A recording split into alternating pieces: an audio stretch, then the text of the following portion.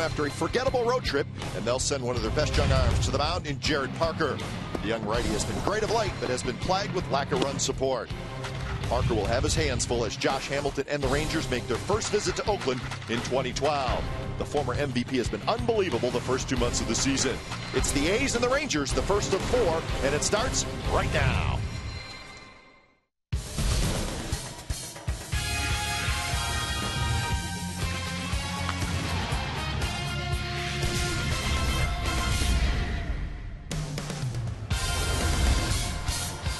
Well, the A's are glad to be back home at the Coliseum. They won't be home long. It's just the 4-game series against the Texas Rangers. For the Rangers, it's their first trip to Oakland this year, and they are led by, of course, maybe the best player in all of baseball, Josh Hamilton. He is, of course, in the lineup tonight, and a good challenge for the youngster, Jared Parker. So, first of 4, it's the A's, and it's the Texas Rangers, and it's all coming up right here on Comcast Sportsnet, California.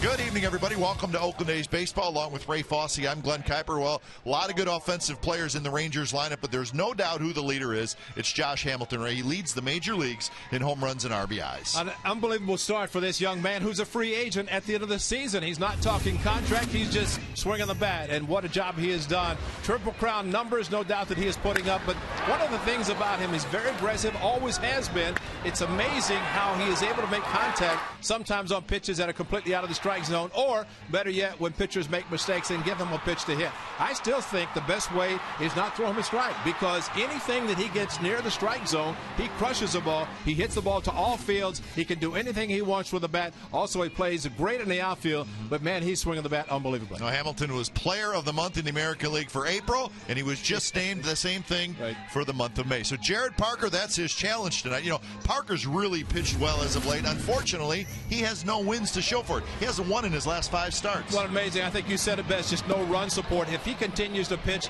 the way he has so far in his young career, just his 8th start, he knows how to pitch. He has a tremendous changeup. Talking to some of the great pitchers, right-handers, they have not been able to develop a very good changeup. But the thing that Jared Parker does so well, he throws a changeup, he throws a very good fastball, he's got a breaking pitch, but I think the most important thing about him, too, is his composure, the way he stands on the mound, and he pitches with a lot of confidence. So let's hope that continues tonight against the club he's never faced. Yeah, what a great test, and it'll be fun to watch the young man Parker go after this Texas Rangers lineup. For the Rangers tonight, they will send the veteran right-hander Scott Feldman to the mound. So there's your pitching matchup. A's wearing the good luck gold tonight.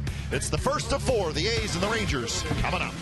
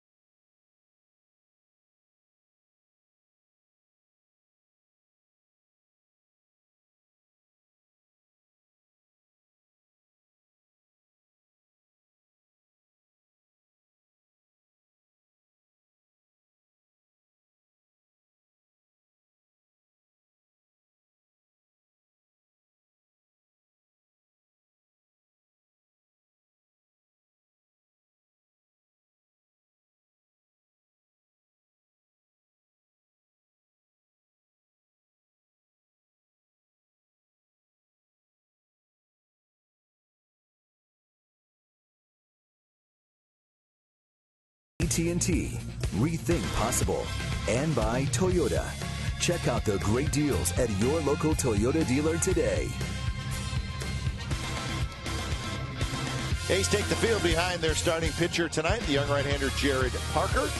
So we're just moments away from first pitch. It's the first of 4.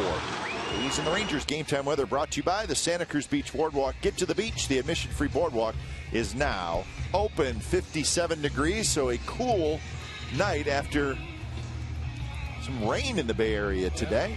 But rain has gone away. Clouds above us, but the rain is gone, and looks like it will stay gone, but it's going to be a chilly night at the ballpark. Let's check out the starting lineup for the Texas Rangers. Ian Kinsler will lead off. He'll be the DH tonight. Then Andrus, Hamilton, Beltre. Michael Young will hit 5th and play second base. Cruz, Murphy, Napoli, and Moreland.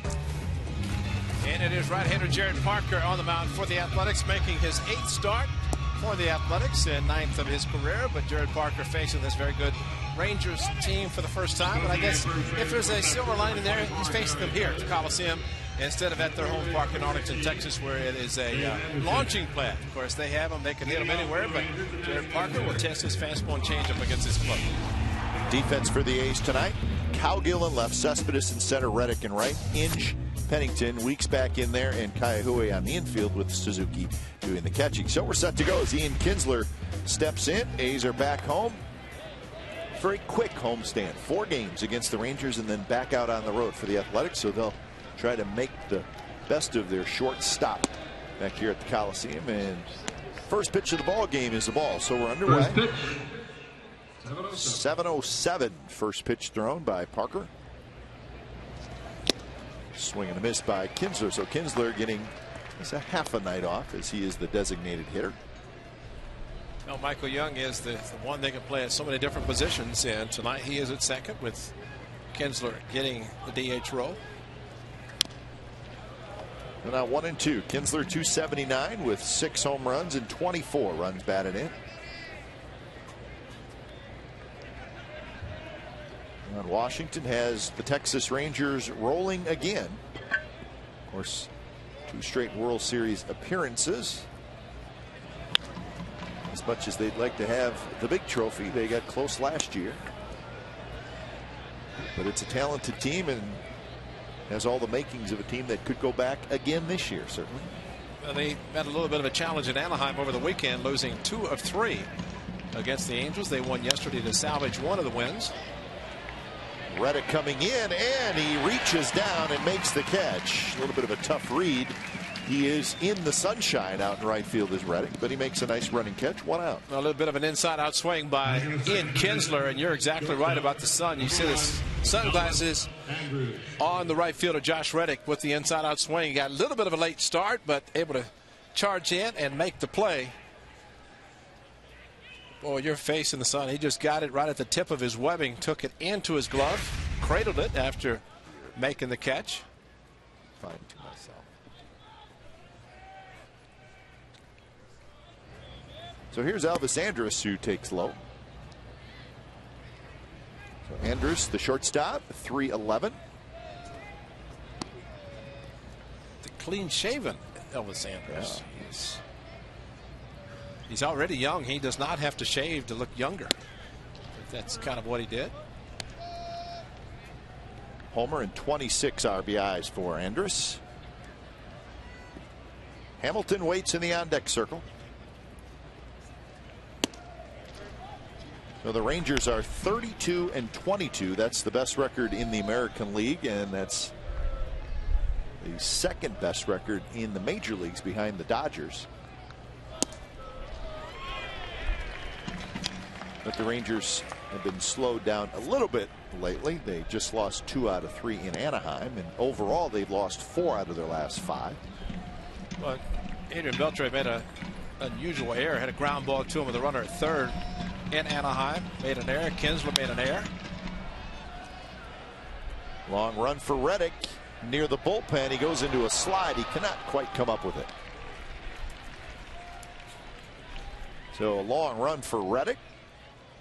So he's getting some early exercise. That ball just kept sinking and dying on him. Of course, he had to make sure that was kind of running parallel to the rail on the side, but it started to die quickly and could not make the adjustment to get to it. Going into the slide near the Rangers bullpen.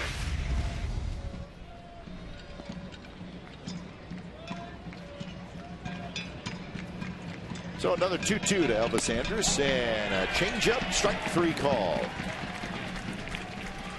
So that's 2 outs here in the first inning. And again, I don't think too many right-handed hitters are going to see a changeup as good as this one. And Parker right over the top, and it froze Andrus. He starts his swing and started walking to the dugout. He knew it was a strike. And of course, the Rangers very well aware of Jared Parker's pitching, even though they have not faced him, but they know he has an excellent changeup, and Andrus just saw it. So here's Hamilton.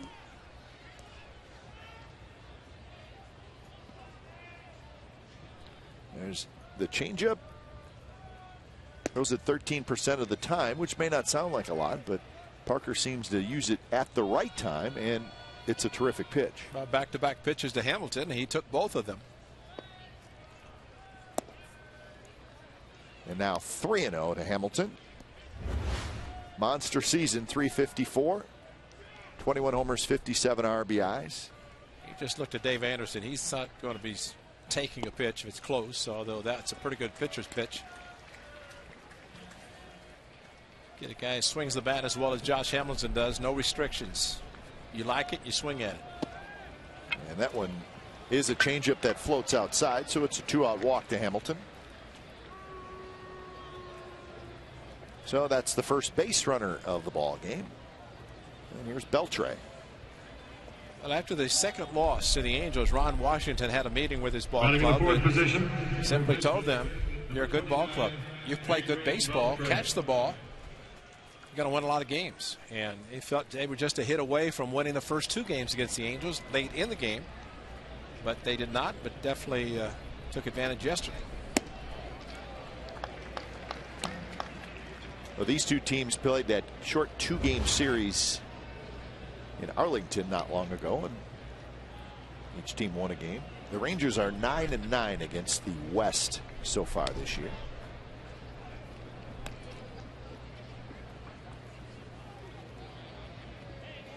So 0-1 to Beltre. 10 home runs, 35 runs batted in for the Rangers third baseman. He's been an ace killer. Yes, he has. And first wrinkle, first breaking pitch from Jared Parker. And it came in the 0-1 count to Beltre. Beltre, man, you'd think the sun was shining in his eyes. Beltre with the helmet position in his head the way it is.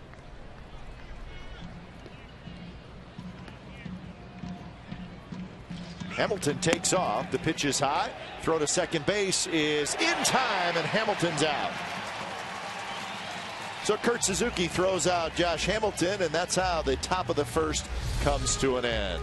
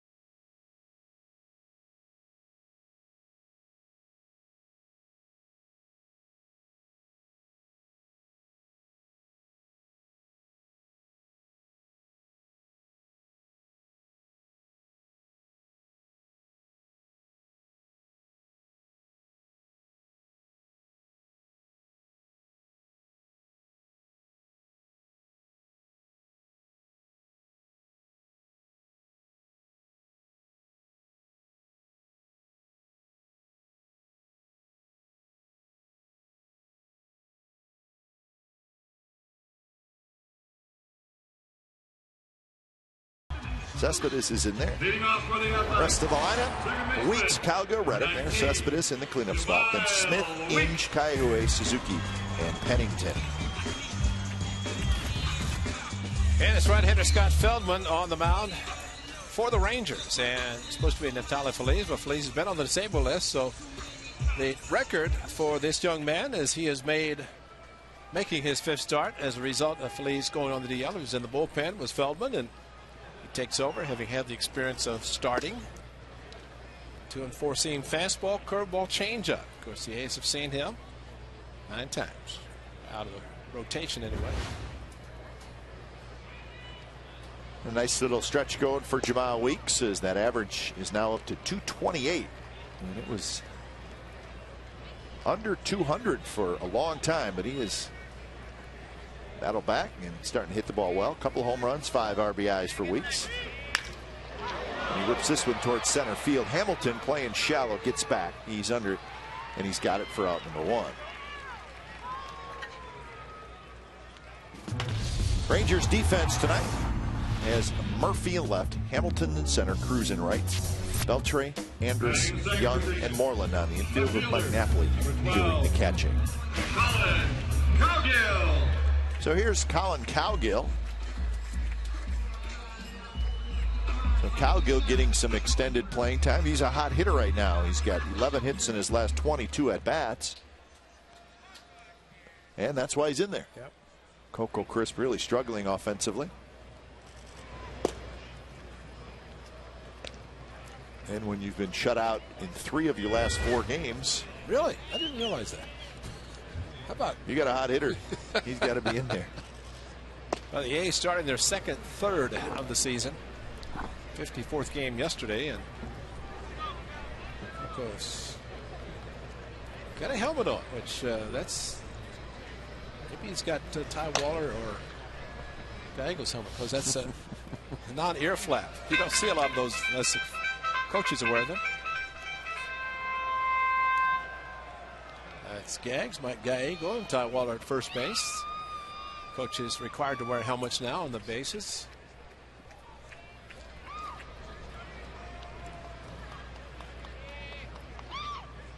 So 1-2 to Colin Cowgill. Reddick in the on-deck circle. No big Scott Feldman, 6'7", 230 pounds.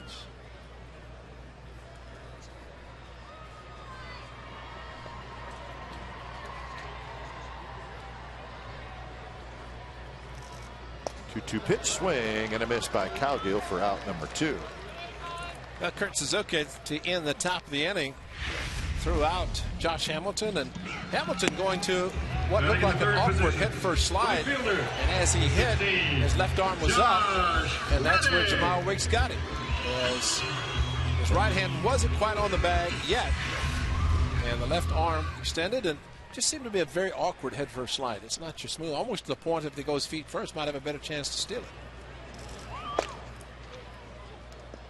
Well, when it got close to second base, it looked like he was going to be safe, but you're right, the slide didn't seem like it did him any favors. This was last year when he tried to score on a wild pitch, overthrow. That's when he head first dive and had to miss some time with an injured shoulder. I would think Ron Washington would say, be careful. Your bat's too important. It's one of the reasons they took him out of center field, because he just kept banging into walls, put him in left field. But he is in center tonight with Murphy in left, and the power hitting Cruz right field. Josh Hamilton can play all 3 outfield positions, and we know he can swing the bat. 1-2 pitch to Reddick is on the inside corner, strike 3 called. So 3 up, 3 down inning with a couple of strikeouts for Scott Feldman. So Jared Parker back to work. He'll face Beltre, Young, and Cruz in the top of the 2nd.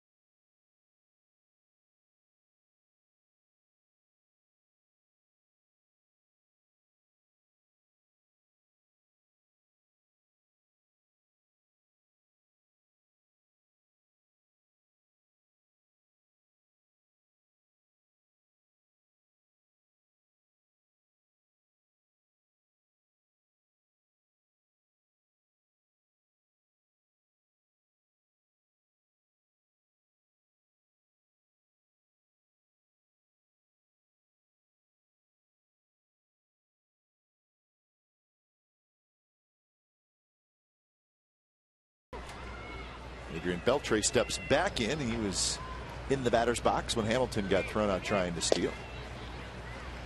So he liked the curveball so much he threw him another one.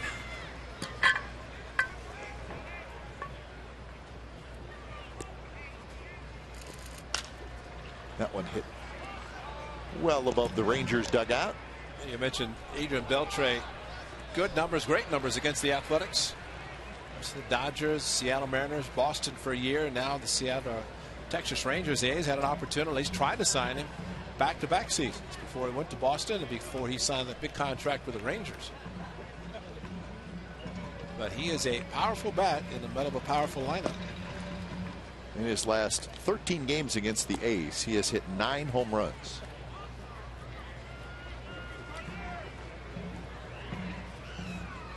Michael Young will be next, followed by Nelson Cruz.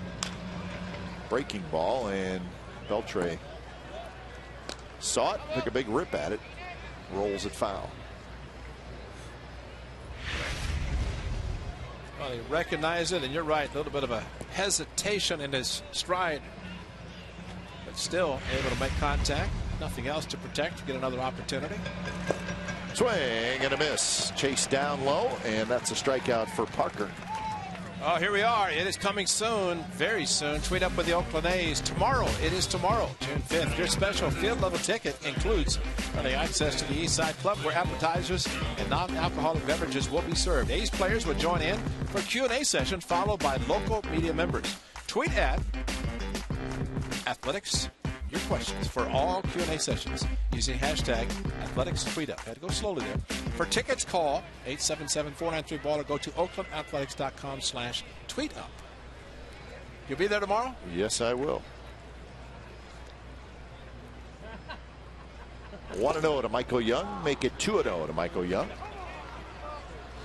That's a pretty good curveball. Yep. Like a strike.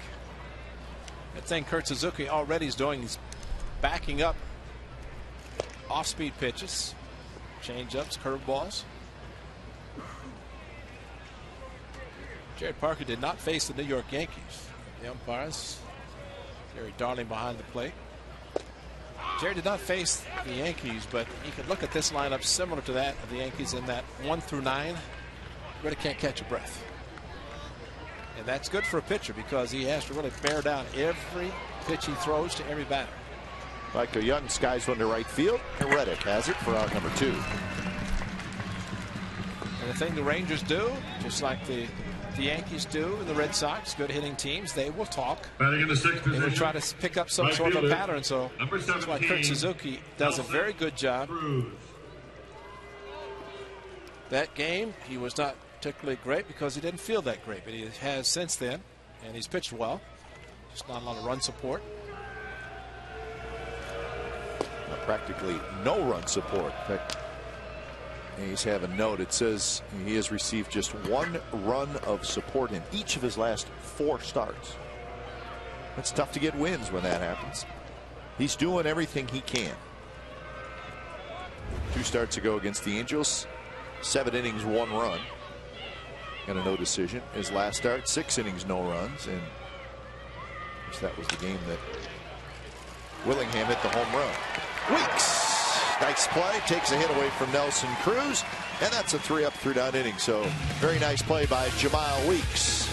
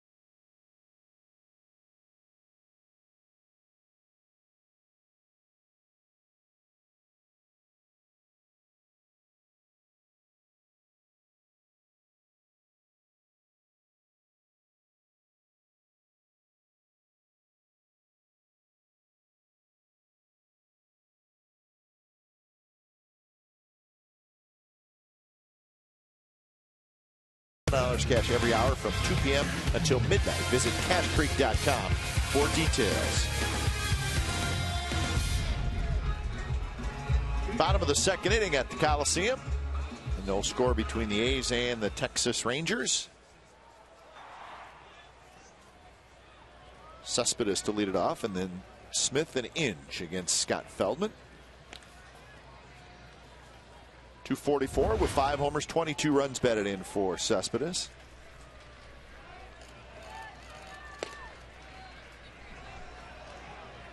Rejoined the team from the disabled list on Friday in Kansas City. Played in all 3 games against the Royals over the weekend.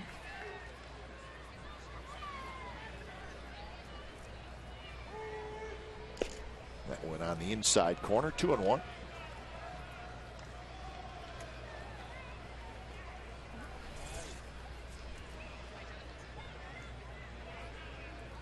Wonder if Cespedes still getting used to the cool weather. Not out of the question. I thought it was interesting that Manny Ramirez playing in Sacramento where it was some 85, 90 degrees, then went up to the northwest and had much cooler temperatures. Might have affected his legs a little bit as far as trying to stay loose. But it's amazing. We see guys wearing uniform with no sleeves, but when you're moving around down on the field, you're staying warm. Sometimes I think you welcome a little bit of a cool breeze. This is always cooler here in Oakland at the Coliseum. Teams that play, for example, in Arlington, Texas, where it's extremely hot, they come here and we get rejuvenated. They like the cooler weather. And that one is inside, and Cespedes is aboard to lead off the second inning. That pitch running away and almost hit him. I think Bob Melvin today said it best when he's talking about the veteran players and know how to avoid hitting him or his bat as the ball kept running inside.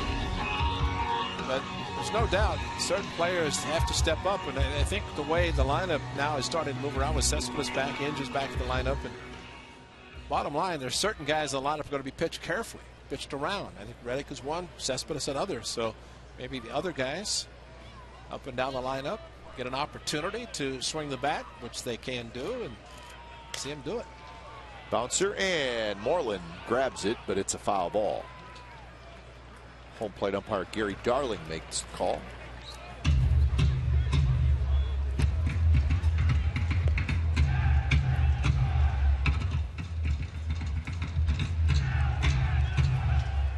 A's are 8 games under 500 at 23-31.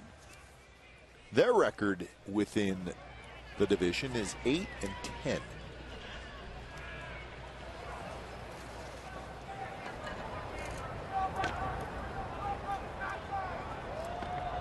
These are 10-15 at home, so that's certainly an area that needs to get better.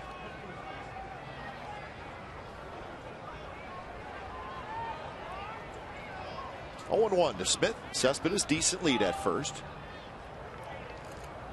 And Smith, a line drive, base hit center field. So the A's are in business here in the bottom of the second inning against Feldman. As we've often talked, sometimes you get a pitcher out of the stretch, things change. And Feldman, 1-2-3 first inning. He had movement, but the movement on a fastball to Reddick to end the first inning was a good fastball inside, caught the corner. This one sailed in the middle of the plate, and very good job of hitting by Seth Smith. So here's Brandon Inge. RBI opportunity for Inge here in the second inning. Rangers making sure they're all on the same page if Inge were to bunt. Beltre comes in and talks to Feldman.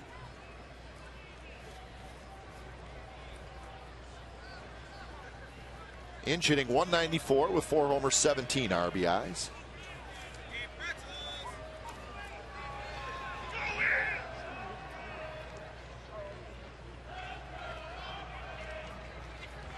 Not bunting, and the first pitch is a strike. Inge trying to get back on track after returning from the disabled list. He's 2 for 18 since coming back.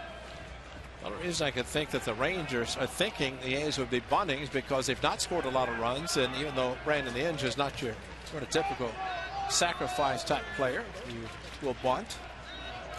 He's usually up there to swing the bat, but yet the corner infielders think he's going to be bunting. Which all that does is open up a lot of extra holes on the infield, especially with first and third baseman playing even with the bag.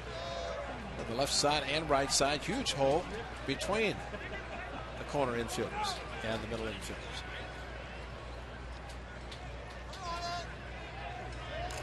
Breaking ball lofted to left field. Going back is Murphy. He's looking up, and that baby is gone. Inge with a 3-run homer here in the second inning.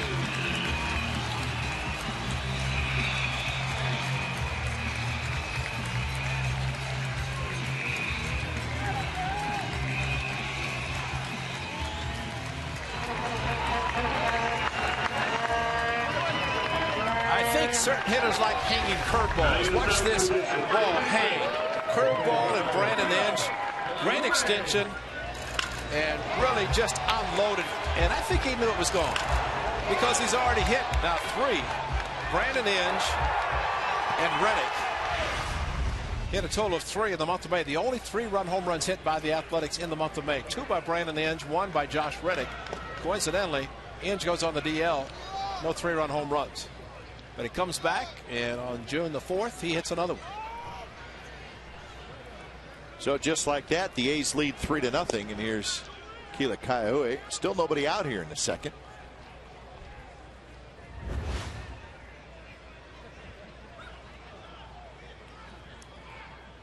It's the 4th home run Feldman has allowed in 25 innings. Now, what do you think Jared Parker is doing? As Mike Maddox, a pitching coach, watches Feldman.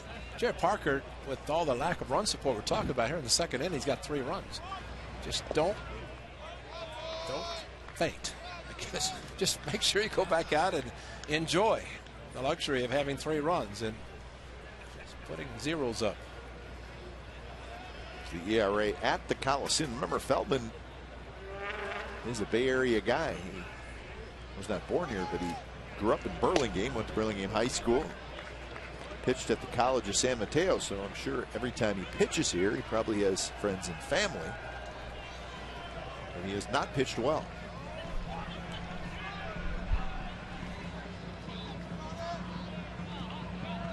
Three-two pitch, bounce towards second. Young dives, he's got it, throws, and his throw is wide, and Kaiahoe is going to be aboard with a base hit.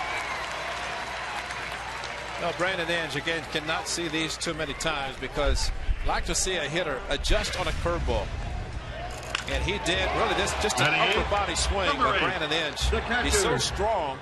Got the front foot down, recognized the hanging curveball, and just extended his upper body strength. And Scott Feldman knew it. Pitchers know exactly just the sound of the bat or the pitches they make, and good hitters take advantage. And Brandon Inge, I complimented him on going to Sacramento on his rehab assignment. You know what he said? Maybe I shouldn't have. I had too many hits down there. I should have saved them for here. That was before tonight. Struggling a little bit, but similar to whenever he joined the ball club. And that trip back to Boston, Tampa Bay, he struggled. Finally got some playing time, and we have seen the results since then. Kurt Suzuki tried the bunt attempt.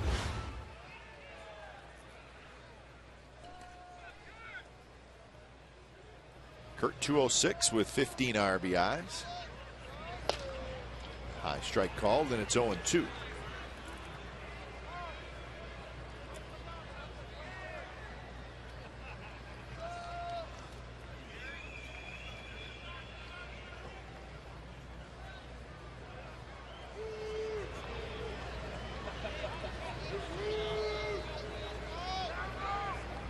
Oh-2 pitch, and that one just a bit low. Pretty good 0-2 pitch by Feldman.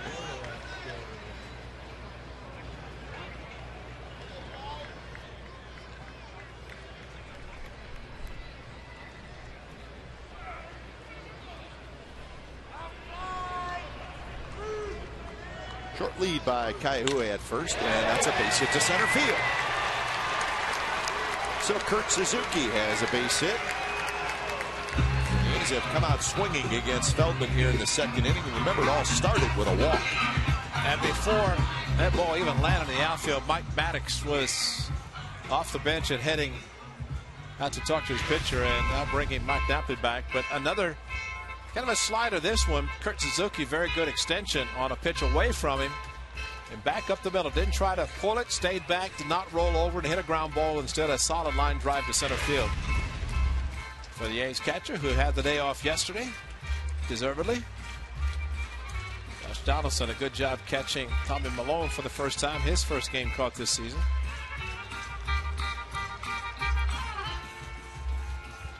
Well, right now, it would be hard for the Rangers to go to their bullpen because there's very few guys actually in the bullpen.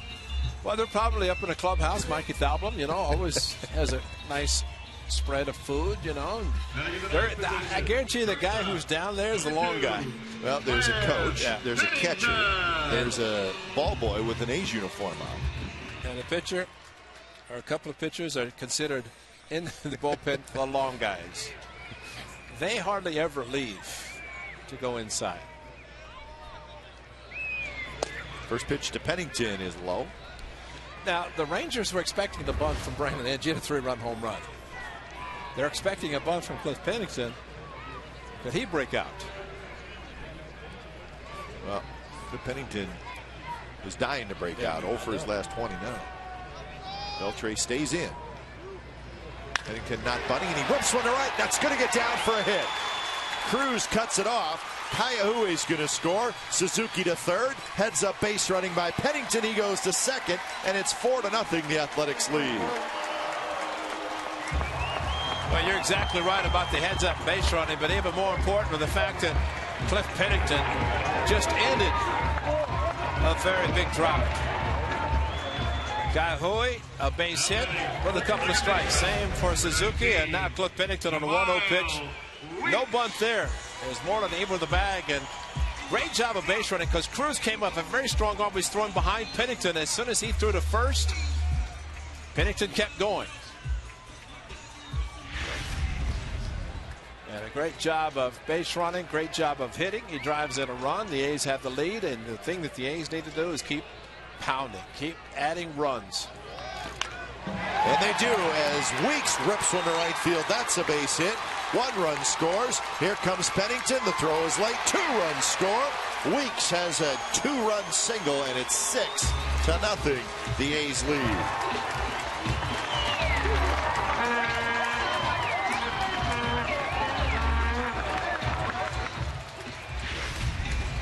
Well, the infield end of the first pitch, hanging curveball again, and Jamal Weeks not waiting around with a ball that was hammered and aimed with a strong arm of Nelson Cruz. Pennington was able to score. It was close enough to the cutoff man that Weeks could not go into second base. But Pennington getting a good read, nice slide around the possible tag from Napoli. Pennington, a lot of smiles. And Jamal Weeks, day off yesterday, and bullpen activity. There's your long guy, Robbie Ross. There's still nobody out here in the second inning. Cowgill steps in.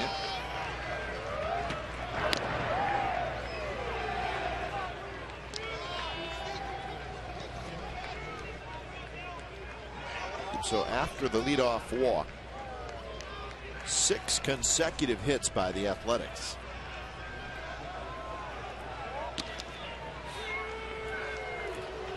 And really none of them have been cheap hits. Kayahue's was an infield hit, but he hit it pretty hard.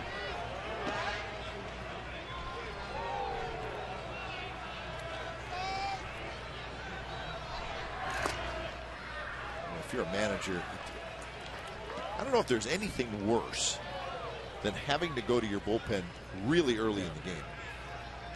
Because obviously, if you have to do that, you're probably getting knocked around early. Right. And you worry about your bullpen for the rest of the series.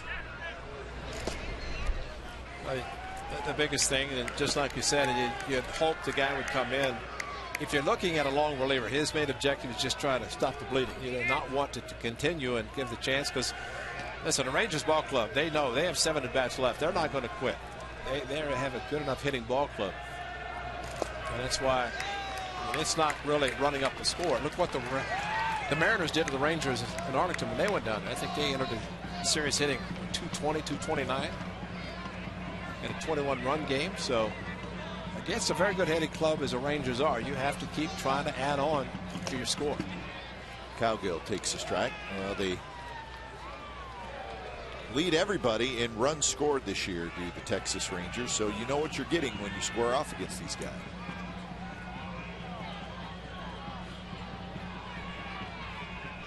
Three and one to Cowgill. And he chops that one. Young ranging far to his left, flips it to first, and they get Cowgill. Nice play by Michael Young. Weeks gets to second. Cowgill is able to move a runner up. And that'll bring up Reddick.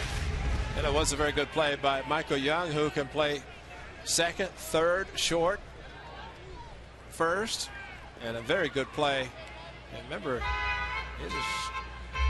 he avoided, Jamal Weeks avoided being hit by the baseball. He'll play for at second base, but how about that? No Glover at shortstop. He moved to second for Elvis Andrus.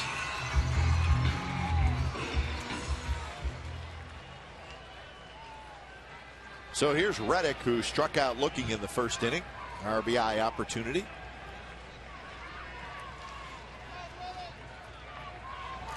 And the first pitch looked like a pretty hittable fastball. And Reddick had a good swing. Feldman had a 1-2-3 inning in the first. 11 pitches, a couple of strikeouts. With 2 strikeouts, yeah. But it started, like you said, with a walk to Cespedes, and it really wasn't close in any of the pitches to Cespedes. That one runs inside to Reddick.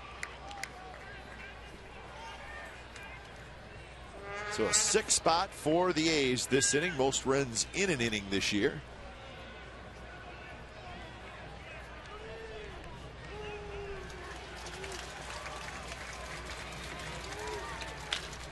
That one bounced to Feldman, who grabs it, and now they're going to have Weeks at a rundown. The throw back to second, and Weeks gets back. Everybody's safe.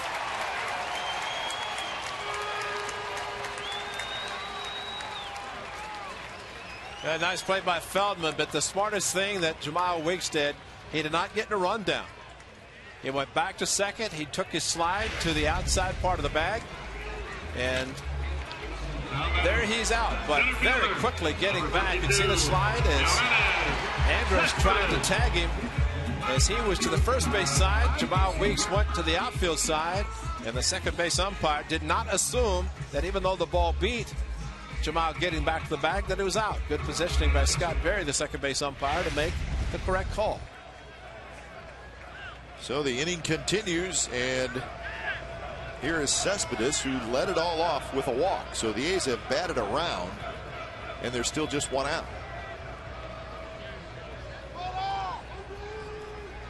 So the pitch to Cespedes is a strike on the outside corner. Weeks at second, Reddick at first.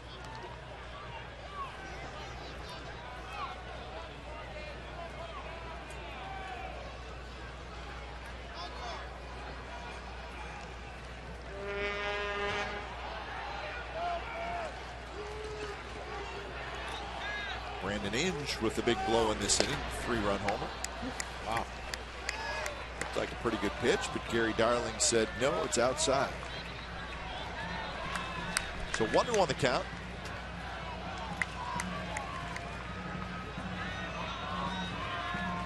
Robbie Ross still throwing in the Rangers bullpen.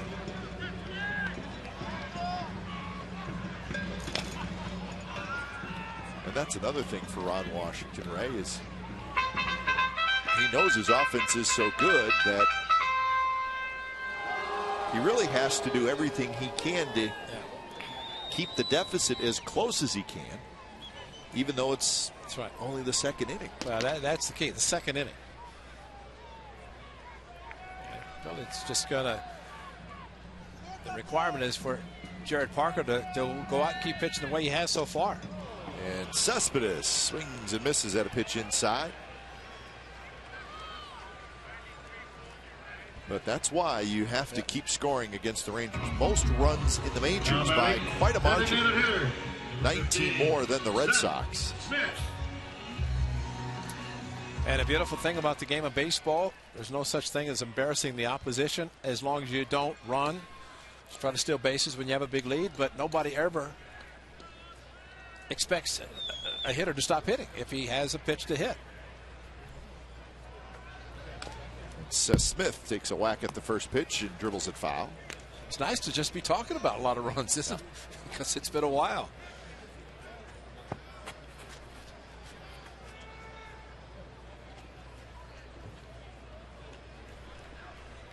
Joe Davis is happy. Of course, the shutouts that he's experienced as a hitting coach, too many in the first 54 games.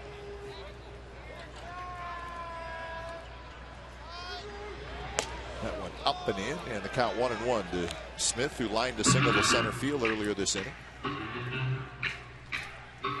38 pitches this inning.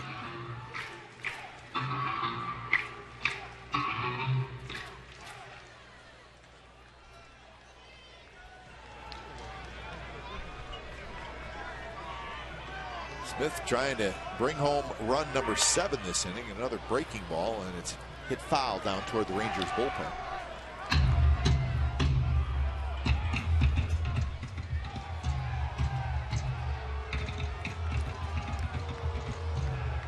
So this is the 11th man to hit in the inning.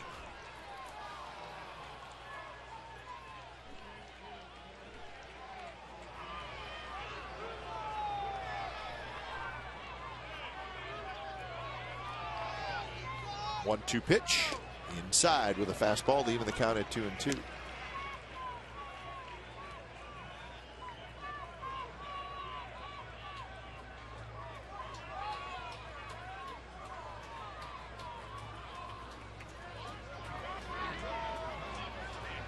Outfield straightaway for Smith.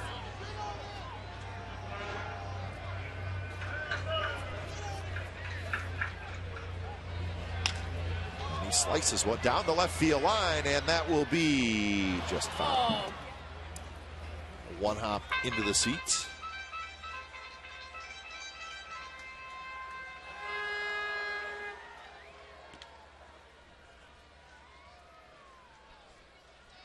So everybody returns to their original spots. Weeks at second, Reddick at first.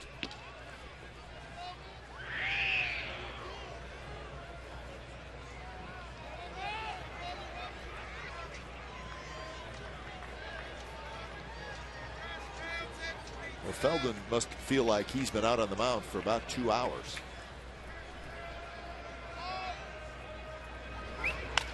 And that one's into right field, the base hit. Cruz charges.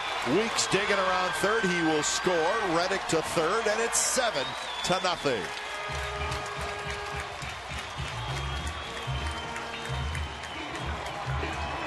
So Seth Smith, his second hit in this inning. And that might be the 2-hour limit for Scott Feldman. Ron Washington going to the mound. He'll go to his lefty. But the one pitch that got Feldman in trouble is the one that really sends him to the showers. The curveball is the one that Brandon Inge hit. So they're going to bring a lefty in to face Inge, the right-hander, with a couple of more on base, as was the case in his first at bat earlier in this inning. When it's time for a change, think Speedy Oil Change and Tune-Up, your oil change tune-up and smog experts. 7-0 A's lead. Your attention, please, ladies and gentlemen. Now pitching for Texas.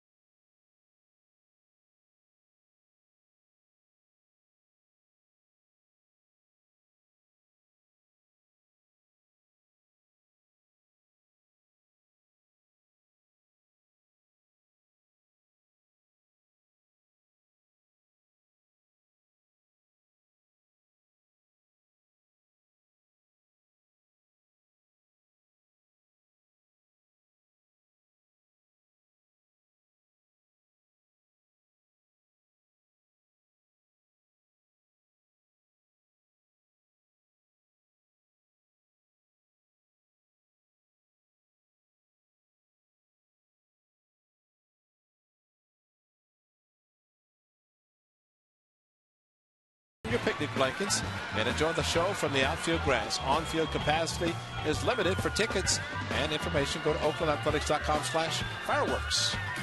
Well, Brandon Edge has already created his own fireworks tonight against that man Scott Feldman. A tough inning in 2/3. So the rookie left-hander Robbie Ross comes in. Ross has done a nice job so far. 5-0 with a 1.63 ERA. So 5 wins in his first 20 appearances. He's 5'11", 185 pounds. Second round pick in 2008 for the Rangers, and he's in the big leagues.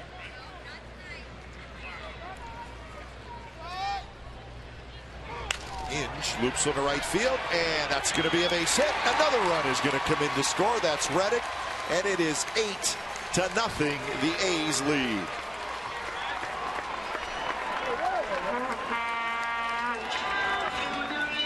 So that run will go against the ledger of Scott Feldman. Well, the lefty throwing hard, and Brandon Inge hit the curveball for a home run. This fastball going to the opposite field. No chance for Nelson Cruz to get to the ball. So Brandon Inge, a big game in 1 inning. You take anything and everything you can get. 4 RBIs in the inning. The 13th A's hitter to hit is Kila Kaiahue. You know, the big misplay really by the Rangers was on Reddick's ball. Could have been out of the inning. That should have been the second out, but Jamal Weeks was able to get back safely to second base. The Rangers did not record an out on the ball that was hit back to Philman. So the A's taking advantage of a little bit of a mistake and keep the inning going. Engine number 7. All right, I like it. 2-0 pitch outside. 3-0 to Kaiahue, who singled and scored earlier this inning. An 8 spot for the A's here in the second.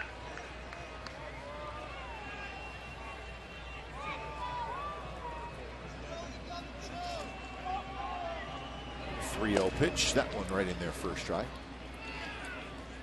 Ross faced the A's one time, and that was in the Thursday afternoon game. 2/3 of an inning, thanks to a line drive back at him. The A's did score a run in the 10th inning. Big chopper, fair ball. Moreland has it, steps on the bag, side retired. Major damage done by the Athletics. Let's take a look at it. When it was all said and done, the A's scored 8 runs in the bottom of the second inning.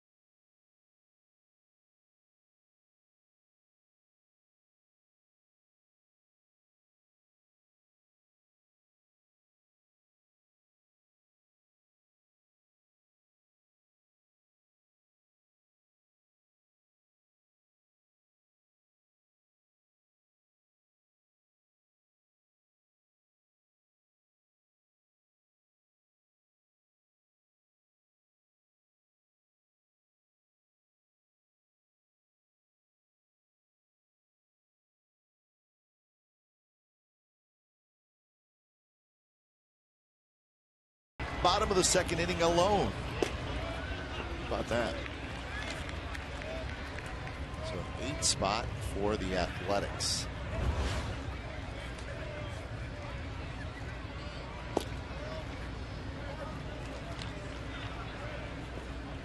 And Parker, what is he going to do with all these runs?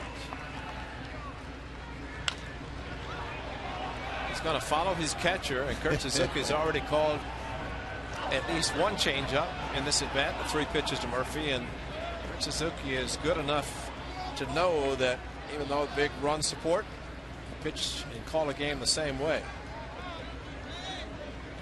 Jared Parker's shutdown inning percentage.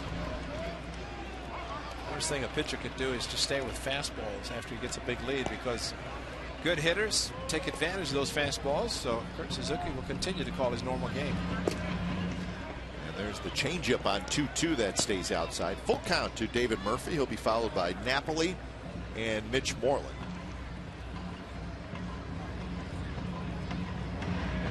And Murphy hits one high down the left field line, and it'll reach the seats.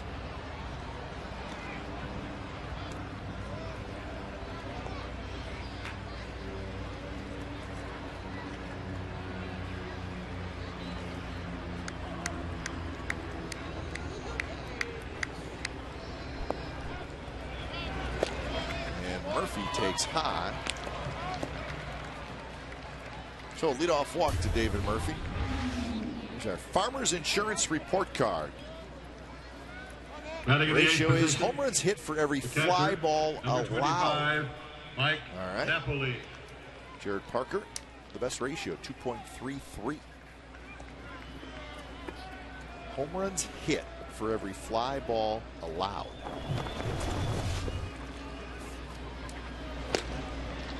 So here's Napoli.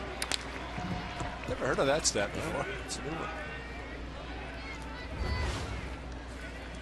It's a good one, though. Yep.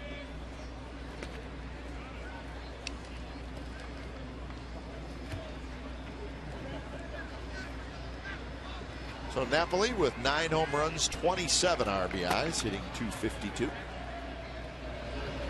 Well, you just don't even want to let the Rangers think that they can sneak back in this game.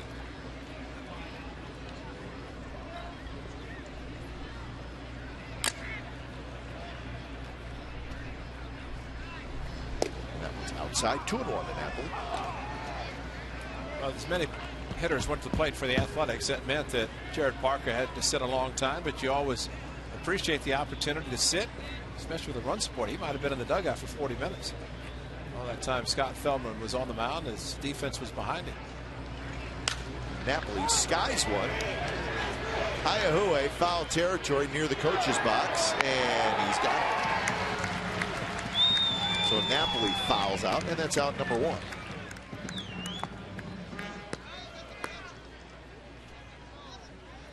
Feldman sticking around after his very difficult outing. First baseman. He stood on the mound and did exactly that. Shook his head, just cannot believe. And of course, he knows the numbers that we showed. Lack of success here pitching at the Coliseum.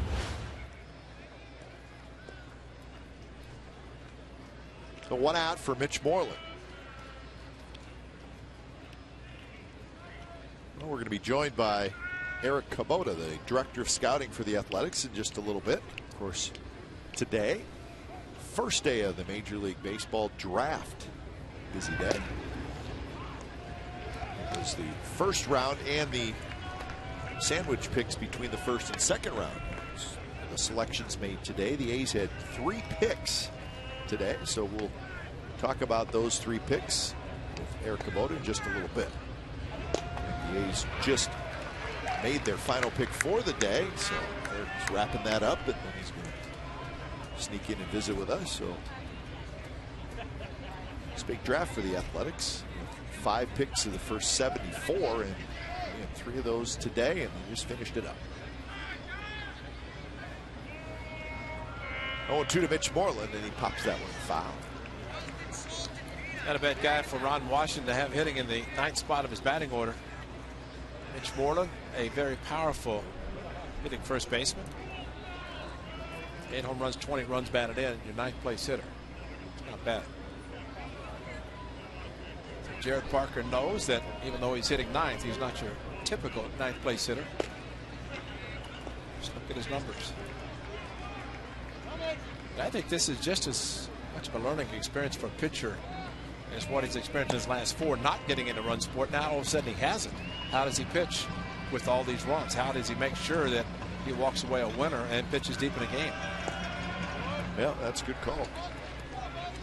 He knows what it's like to pitch without getting any runs. Remember, the pitching staff for the A's realizes that. So saw him loosening, trying to stay loose in the dugout there. He's just kind of stretching his arms and shoulders a little bit.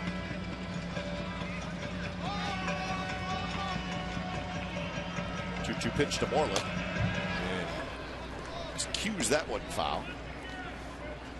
This kind of game, run support for a pitcher, kind of reminding of what's a great Hall of Famer like Sparky Anderson said when he started 35-5 in 1984. He said, it's the most nerve-wracking season I've ever had because I had to win. We were supposed to win because of that kind of a start. And same when you get a lot of run support, you know that you're supposed to win the game. You're supposed to pitch deep and win the game. So it's something that man, Kurt Young, knows exactly how to handle the situation with his young pitching staff, especially Jared Parker on the mound. So another 2-2 to Mitch Moreland, and he rolls it toward Weeks. Weeks spins, gets the out at second, throw back to first, double play. 4-6-3, Parker's out of it, and the Rangers do not score. Bottom of the 3rd coming up, 8-0, the A's lead.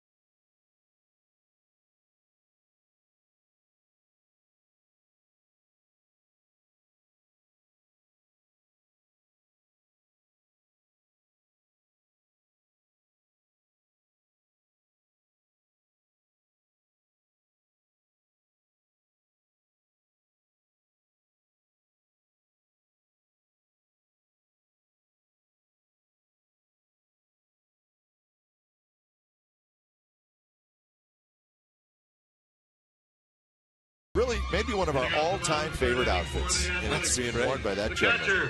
Look at the gloves, the tie, it's the A's tie. Handlebar mustache. Handlebar mustache. The gold hanky, which is good. That's awesome.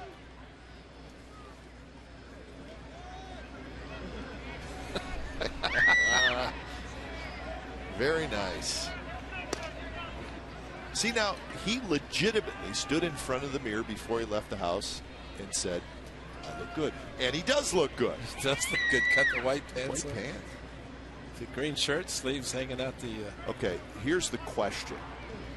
White shoes? He's got to have white shoes. Of course, if he's an Oakland A's guy. I don't know if we'll be able to see it or not, but I got to believe he's got the white shoes. Mikey could take his remote camera and go find out what kind of shoes he has on. Okay, so if you know that gentleman and he has a cell phone, call him and tell him to show us his white shoes. That's the best we can do. That's the best we can do. Call him and say, show it. They want to see your shoes. That's all. Put your foot up. Lift your foot up. We want to see your shoes.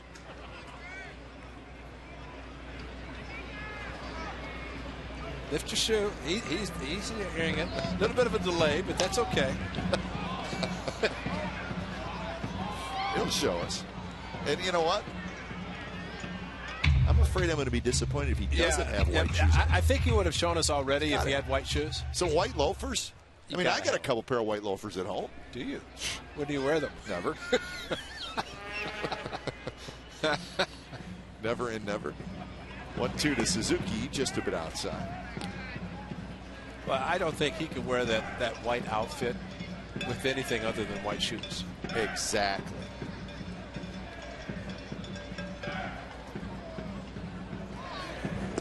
Swing and a miss by Kurt Suzuki.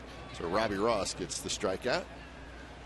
That gets us to our Ford right choice, and here are the A's draft selections for today. The first round pick for the Oakland A's in 2012 was Addison Russell, a high school shortstop from Pace High School in Florida, just outside of Pensacola.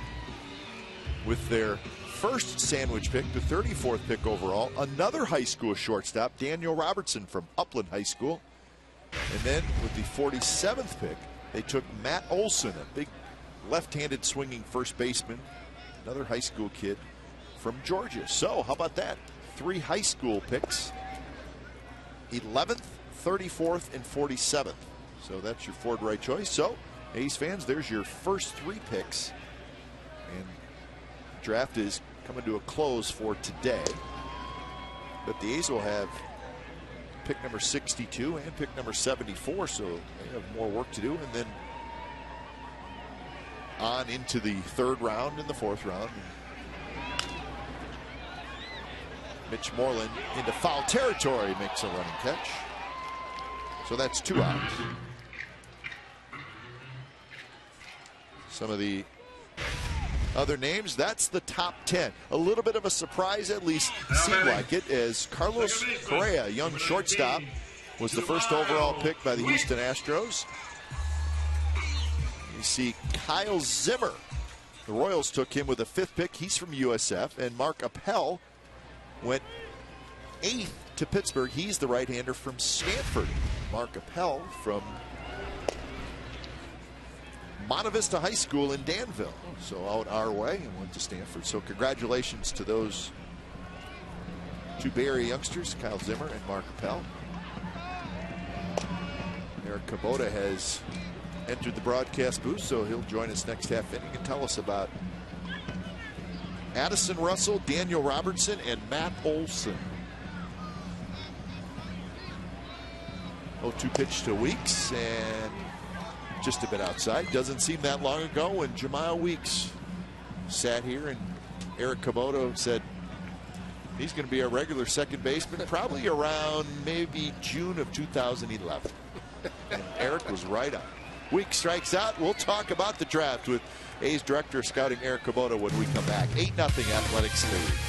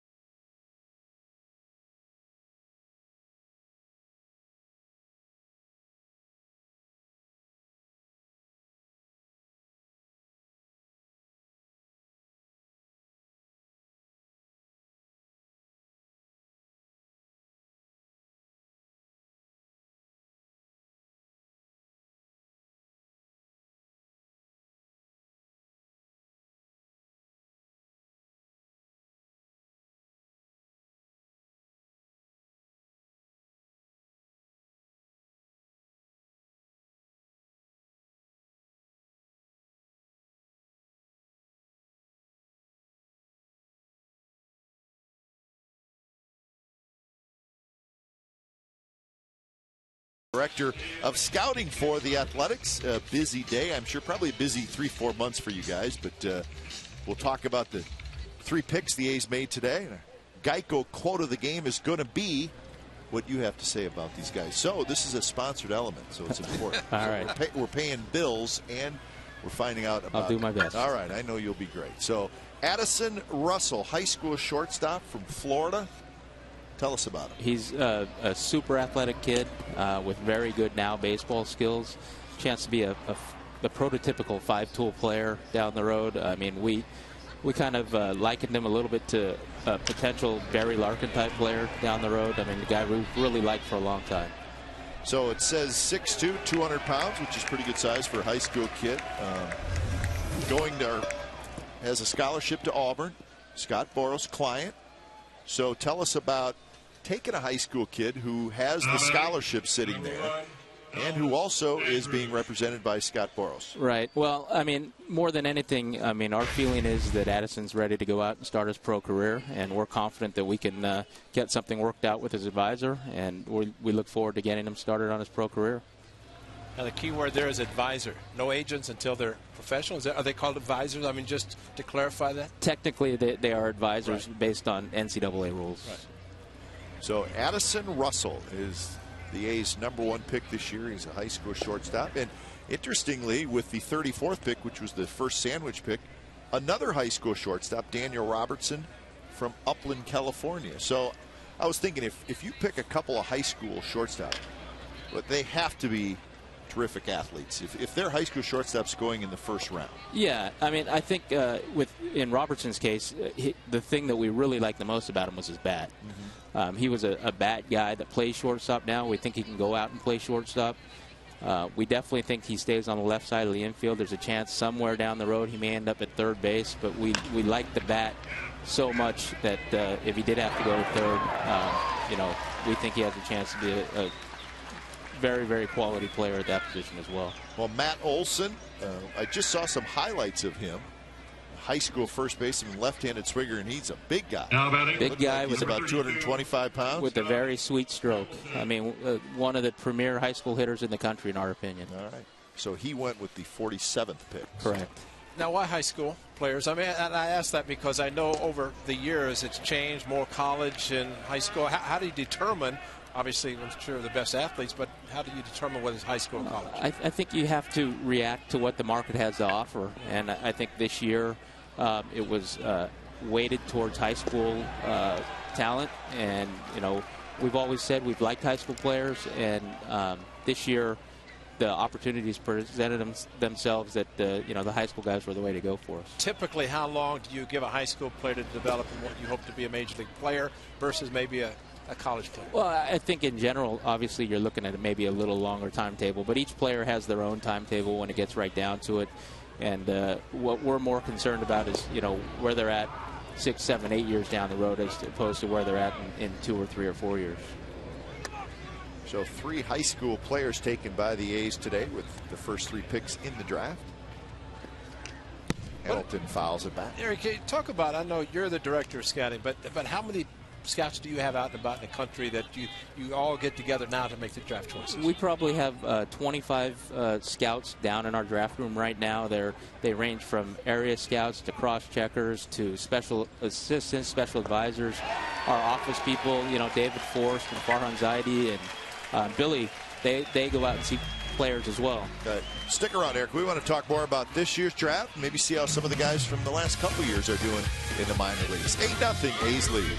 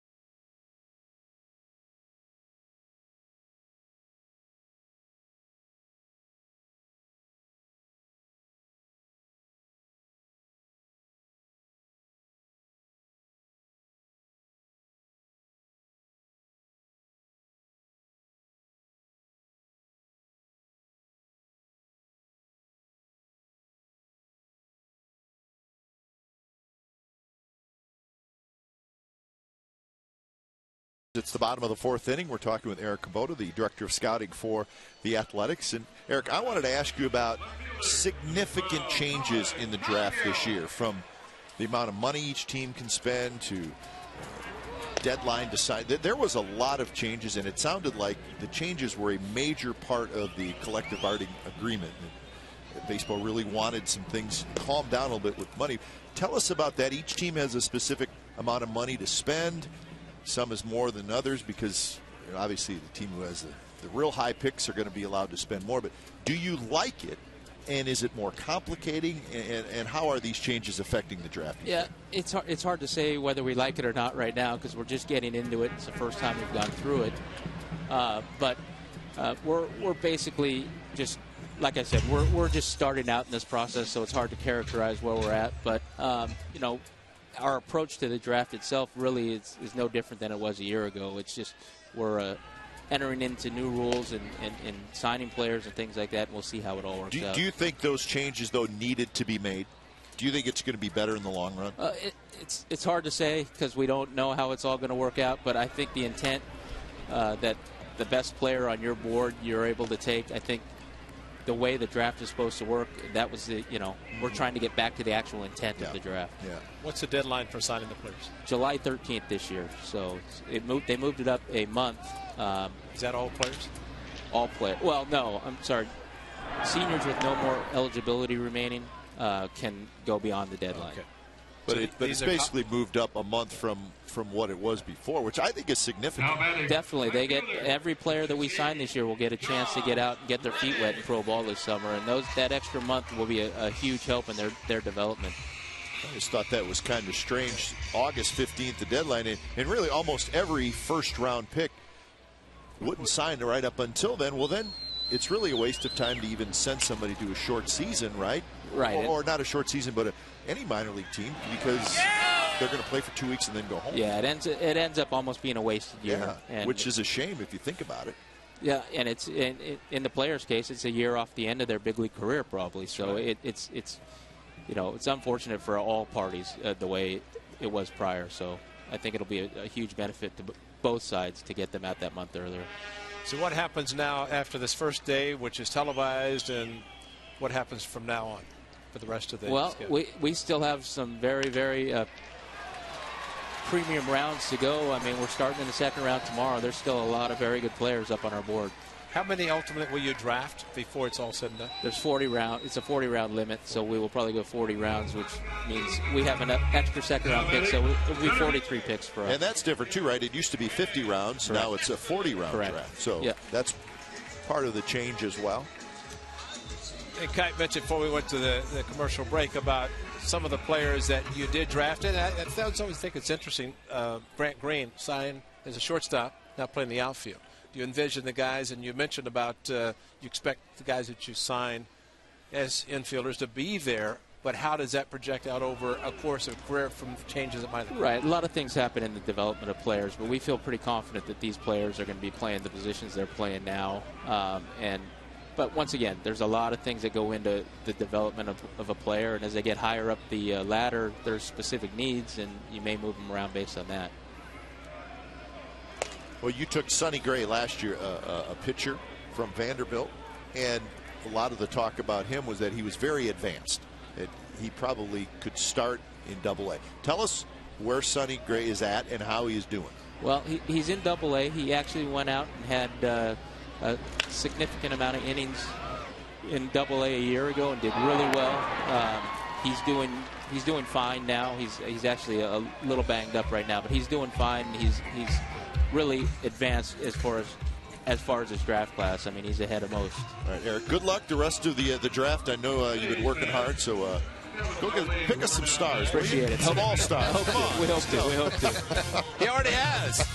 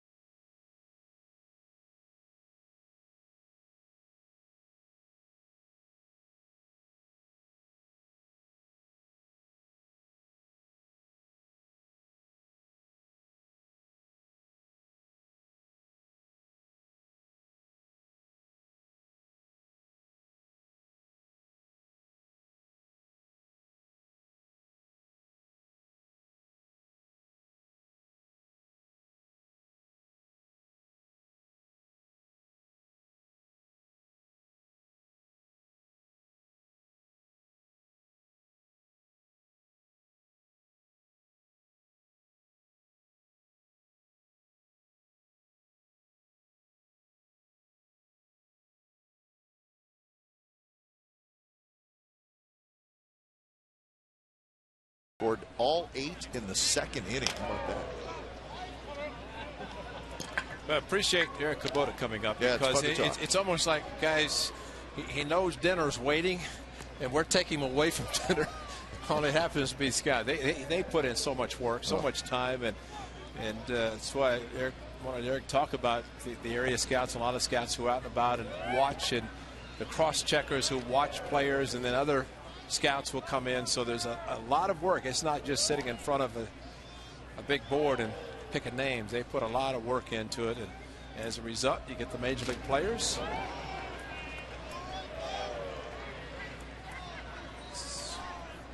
And umpires just seem to be getting hit. Man. Unbelievable. Gary Darling just took one off the mask. Immediately Kurt Suzuki turned around to see how he's doing, and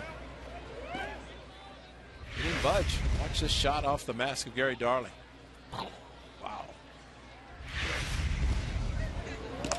Beltre dribbles one right back to Parker, who flips to first. And that is out number 1. So Beltre is retired. Here's our trivia question, which is brought to you by AT&T. Who are the 2 players drafted #1 overall in the Major League Baseball draft by the Rangers franchise? 2 players drafted #1 overall in the draft by the Rangers. I just wonder if David Clyde is in there, because Rangers franchise, so that could go back to Washington Senators. David Clyde. I saw a great feature on David Clyde. Yeah. Well, there's so much truth to exactly what he was saying, and it was more really, as he talked about, kind of a publicity stunt, because the Rangers were horrible. Reddick with a nice running catch. If you're not sure what we're talking about, David Clyde, I want to say 73. 73. He was a first-round pick. Was he the first overall pick? That's what I was wondering, because I know he was the #1 for the Rangers, and right out of high school. They brought him up, and he started against the Twins, and they even delayed the start of the game by 15 minutes because it was a sellout crowd. There were so many people on the freeway they couldn't get in, so they waited. And what started out as a couple of good games did not end that well. Yeah, and he won his Major League debut that night, but really went downhill after that. And I was thinking, as I watched that, I remember later on when David Clyde actually signed with the Cleveland Indians, and I was wondering, I wonder if you were there when he signed. It was 78, maybe 77. Because I remember him pitching for the Indians around that time, and he pitched for one season, I think, or a couple seasons, and he really didn't do a lot. But I think it was 78, so you would have been gone at that time. But it's a whole different deal to draft. Oh boy. Well, and I think the case of David Clyde, when that happened, and he's got to be thinking now, as he is out of baseball, obviously, for quite a while, what might have happened if he'd gone through the system the right way. Yeah. He's got to think about it. Nice inning for Jared Parker. Rangers still looking for their first hit. We're going to the bottom of the 5th.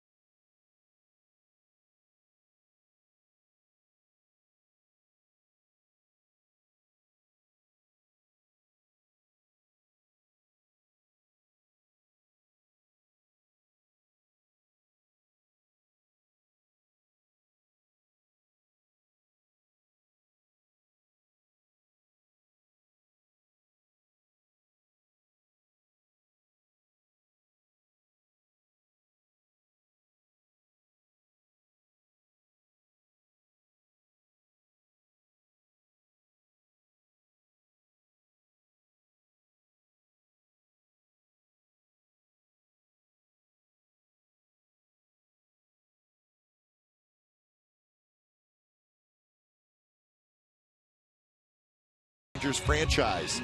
Jeff Burroughs in 1969 by the Washington Senators, and there it is, David Clyde in 1973, the first pick in the draft. A couple weeks later, he was standing on the mound in a big league ballpark. Well, as you look back, maybe if David Clyde had held out and not signed to the end of the season, he wouldn't have had to experience all that. So when it's time for change, think Speedy Oil Change and Tune-Up, your oil change, tune-up, and smog experts. Mark Lowe comes in.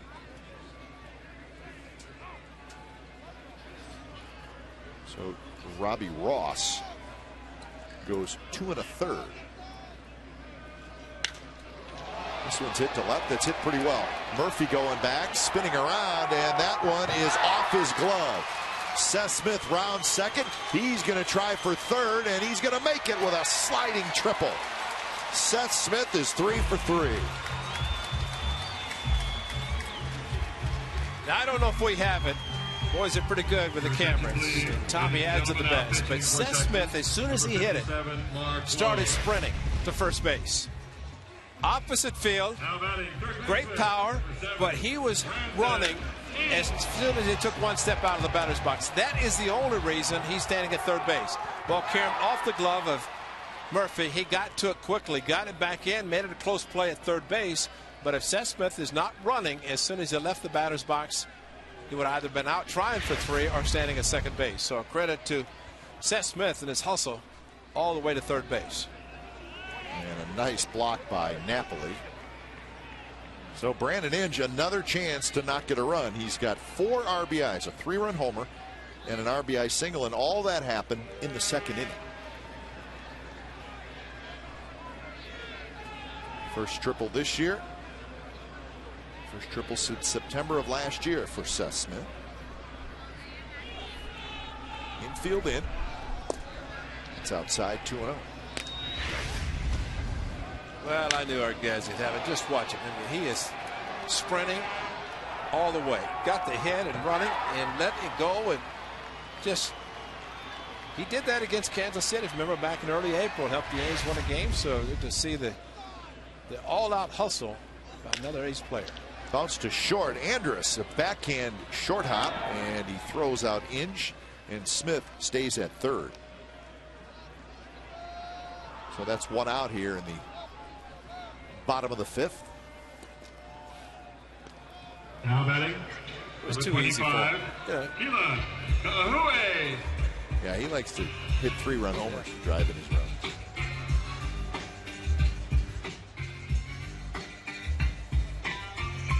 So here's Kaiahua. He'll take a shot at getting Smith home.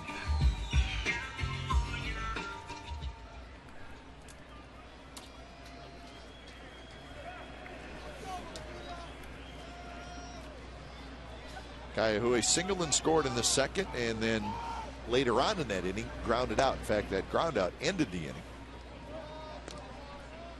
13 A's hitters came to bat in the second inning.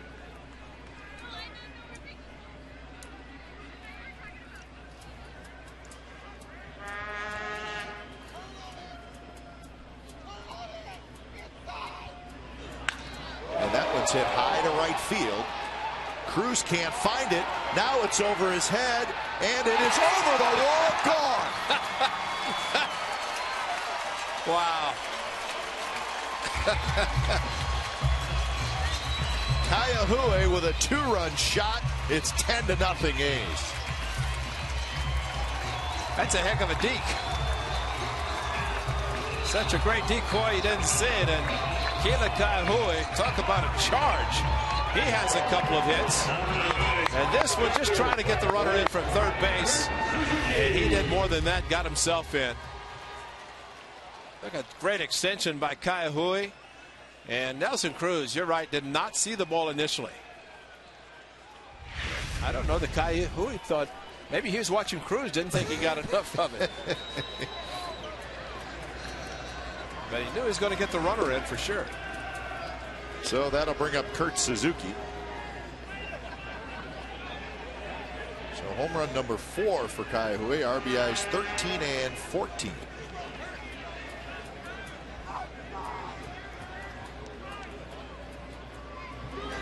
It's his Suzuki hits a pop-up behind first base. And Michael Young and Cruz coming together. It'll be Cruz who makes the catch. Well, it's just a full extension, and Kai Hui knew he at least had hit it far enough to drive in a run, but Cruz there picked it up, and it just kept going, and cleared the wall.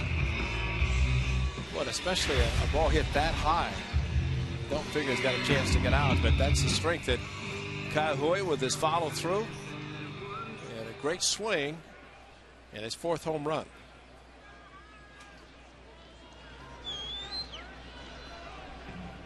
Two outs for Pennington, who takes the first pitch low. Pennington had a RBI double in the 2nd inning, and then he popped out in the 3rd.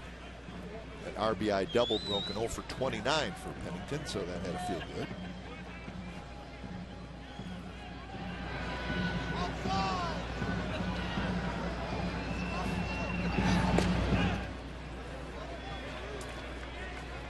Should mention the Mariners and the Angels are playing tonight in Anaheim, and Seattle with a 4-2 lead in the 5th inning. That's Vargas and Santana pitching matchup down there.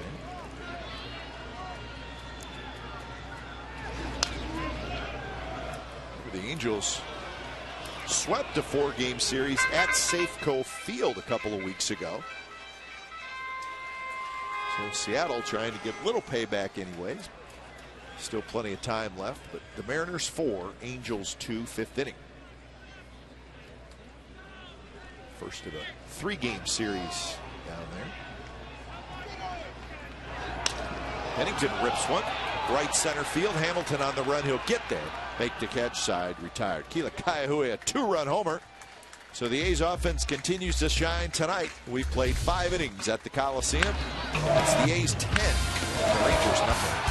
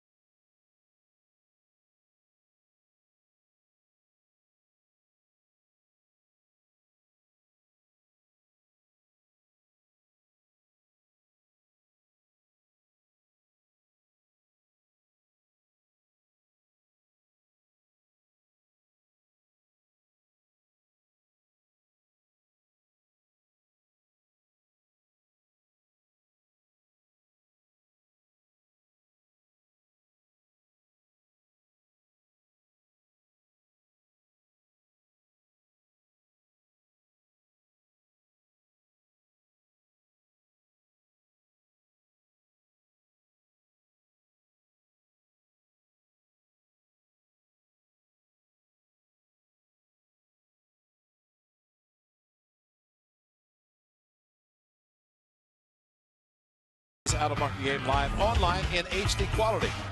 Features include choice of home and away broadcast multi-game viewing with the mosaic views and the ability to pause and rewind live games. Visit OaklandAthletics.com to order MLB.TV baseball everywhere. Murphy to lead it off. Murphy walked. One of 2 walks issued by Parker. He's walked 2. He struck out 4. And Texas does not have a hit yet.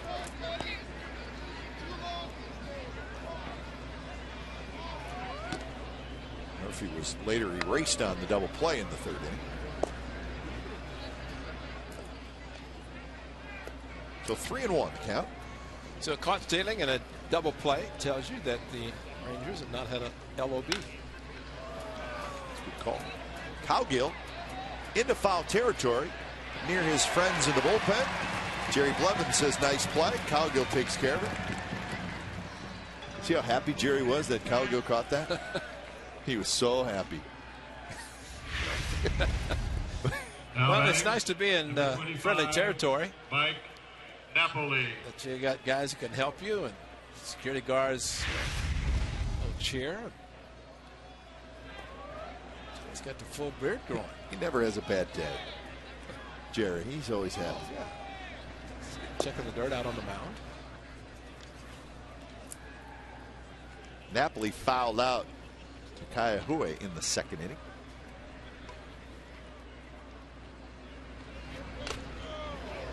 Well, with all the talk about the offense, and of course, we spent some time talking about the draft, Jared Parker's just rolling along. Yes, he is. And I think best news of the day, the A's brought up a pretty good hitting first baseman. How about that? And he's in the bullpen. Good breaking ball. We'll tell you that story when we get a chance. Great and story. It's a good story.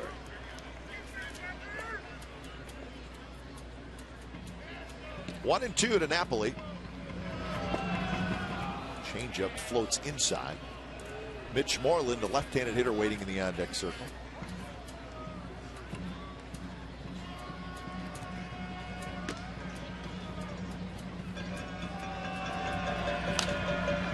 Fastball popped high above us.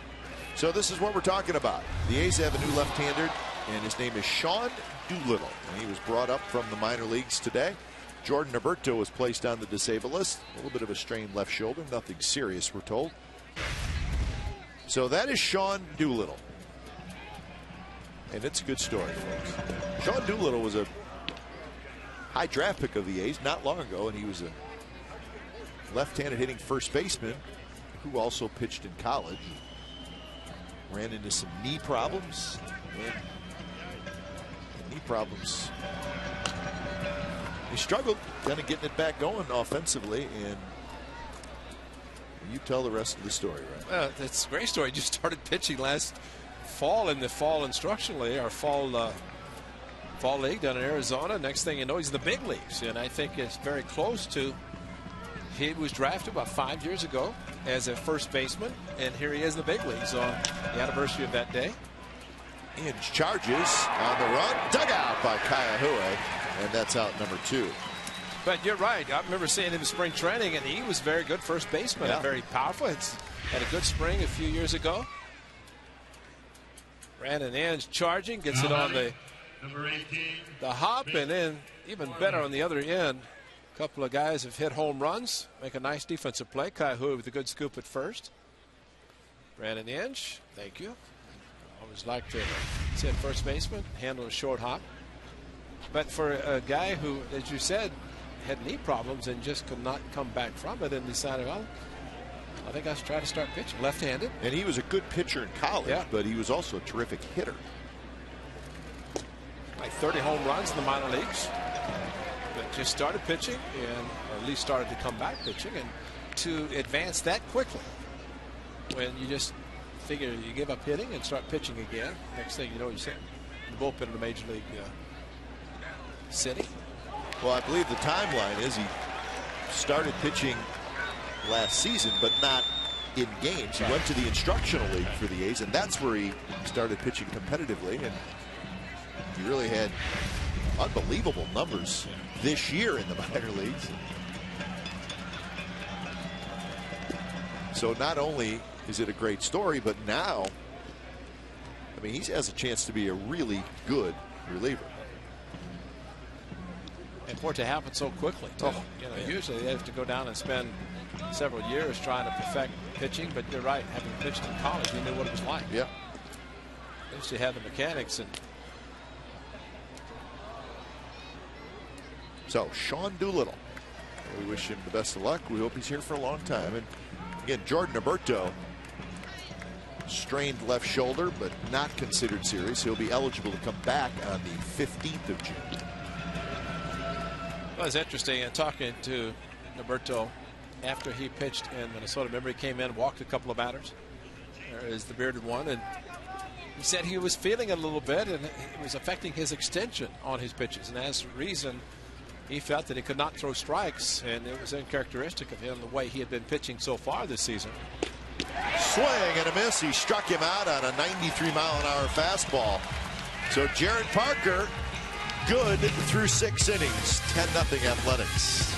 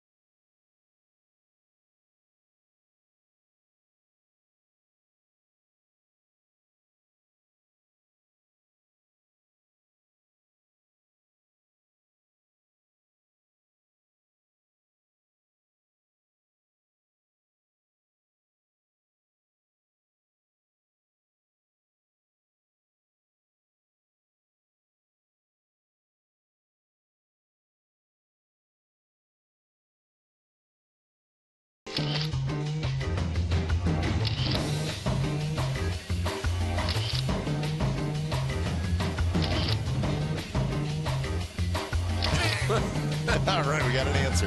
Coors Light Freeze Cam is brought to you by Frost Brewed Coors Light, the world's most refreshing beer. Well, okay, no white shoes. But yellow. But you know what? That's not bad. That's class, though. Green socks, yellow shoes. So we're going to give it to him. Green and gold. So we're going to give it to him. Green shirt. That's outstanding. That's great. All right, man. You're our star, man. We got to find out his name because he may be our favorite. Well, somebody call and text maybe or send an email to Dallaire. Probably find out his name. I mean, he's already been on the phone, so you know he's got people watching. That's funny. Yeah. CSN California. Ask Glenn and Ray. That's where you go. We want that gentleman's name. Top of the order. He's facing a new pitcher. Weeks rolls it toward Moreland. He's retired.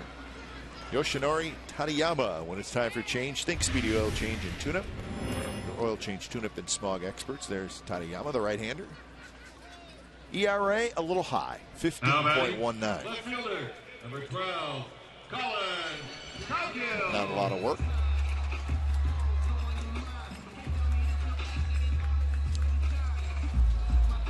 It's the 4th pitcher of the night for Ron Washington.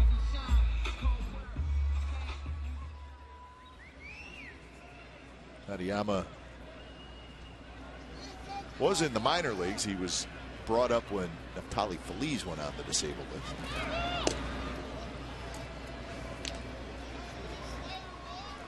Cowgill looking for his first hit. The A's have 11 hits in the game.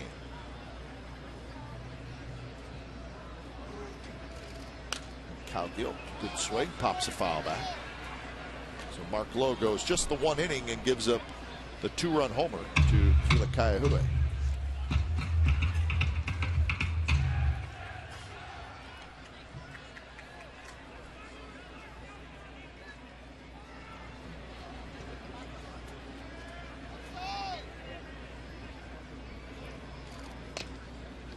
Emergency swing. Tadayama's got that drop down 2-seam fastball. A lot of movement on his pitches. Really takes a long time too. As makes it a little bit difficult from the hitter standpoint to time his delivery. Just drops down, and when he throws a little sidearm, he's got a lot of movement. You're right. Emergency swing by Cowgill. And that one right at the knees with a little sinker, and that's a strikeout for Tateyama. So 2 outs here in the bottom of the 6th inning. And here's our Subway Eat Fresh Ask Glenn and Ray question. What's his Again, name? log on to csncalifornia.com to post your question or feed us some information. Grim Allen from Walnut Creek asks, if the bases are loaded and the next batter is walked, does the batter receive the RBI stat? Run batted in.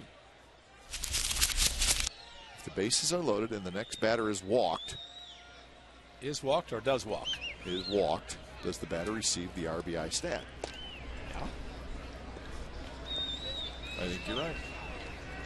That's the easiest question we've had, other than what is that gentleman's name and the green and gold outfit. Yeah, that's an RBI. Yeah. Easy RBI. Yeah, well, that's sometimes you have to work for it, but it's a walk with the bases loaded. It's a good at bat. Grand slam is better, but still a walk is always good. 2-0 to Reddick. And that one floats in their first drive. Mariners have busted it open against the Angels. Seattle 7. The Angels 2 in the top of the 6th inning. BI is going to tell us what happened in that game. They were double by Kawasaki in the 5th inning. That was the big inning for Seattle. Seager a home run for the Seattle Mariners. Kendry Morales a home run for the Angels. Kyle Seager. I saw where Kyle Seager's younger brother was a first-round draft pick today. I don't remember by who. Kyle Seager, the young third baseman for the Seattle Mariners. His name, was it Bob Seager? It's not Bob Seager. But a good try. Well, I thought maybe that was his younger brother. Nope. Tateyama with a couple of strikeouts. Parker back to work into the 7th. Hey fans, now it's time for you to choose your song.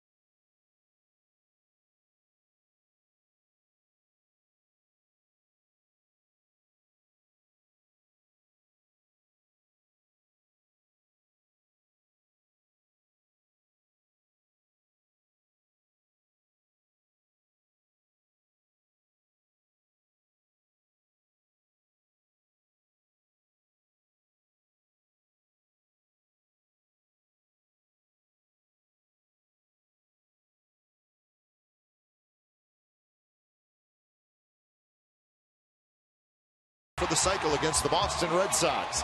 It's the 17th cycle in A's history, dating back to 1901. He completed it. Broken bat, bloop single. That was in the 10th inning. LA 2-run triple in the 2nd. Solo homer in the 4th. Had that double in the 6th. And there is the broken bat signal to finish off the cycle. All right, there was a smile in there, I guarantee. Oh, yes. A's won the game in the 11th on an Eric Chavez home run. But Mark Ellis hits for the cycle on this date back in 2007.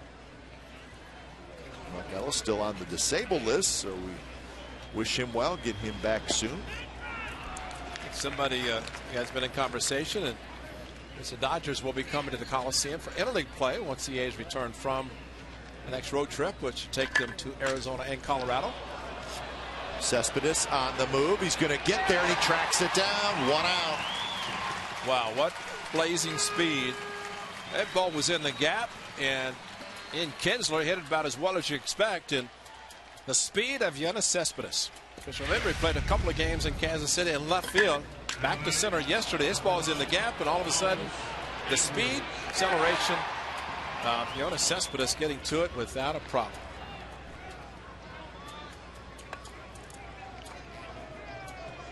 Here's Elvis Andrus. Just think how many hits are taken away by a speedster in center field. We have seen it, and we'll continue to see it. Good pitch by Parker right on the outside corner. Andrus, a strikeout and a ground out to short.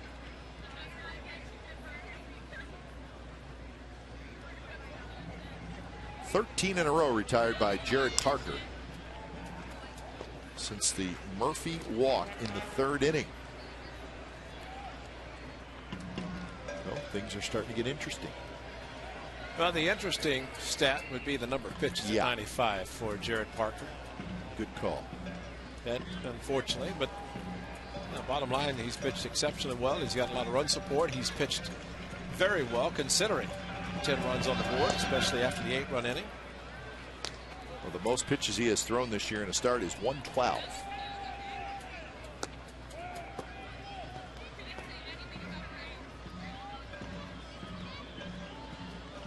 Hamilton waiting in the on-deck circle. The 1-2 pitch to Andrus is chopped foul. 11th of May, Josh Reddick and Brandon Inge each hit a 3-run home run. That was the last one hit by the Athletics before tonight. So Reddick, a little help now in the lineup. He has 14 home runs, 10 of those coming in May. Brandon Inge, already 3-run home runs and a couple of grand slams, and remember the Athletics. Another changeup and another ground ball foul.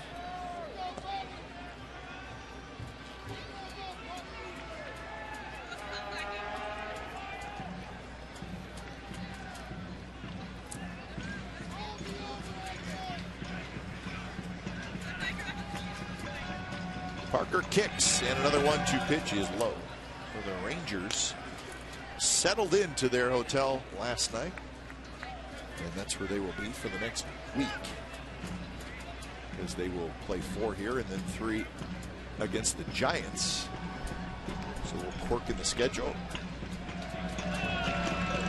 But the Bay Area, not a bad place to be if you're going to settle in somewhere for a week. There's the pitches by inning, pretty consistent. He's right at 100.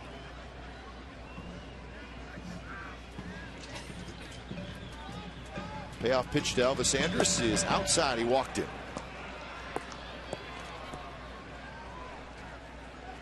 So that's the 3rd walk issued by Parker. He has struck out 5. Now batting, number 32, Josh. So here's Hamilton.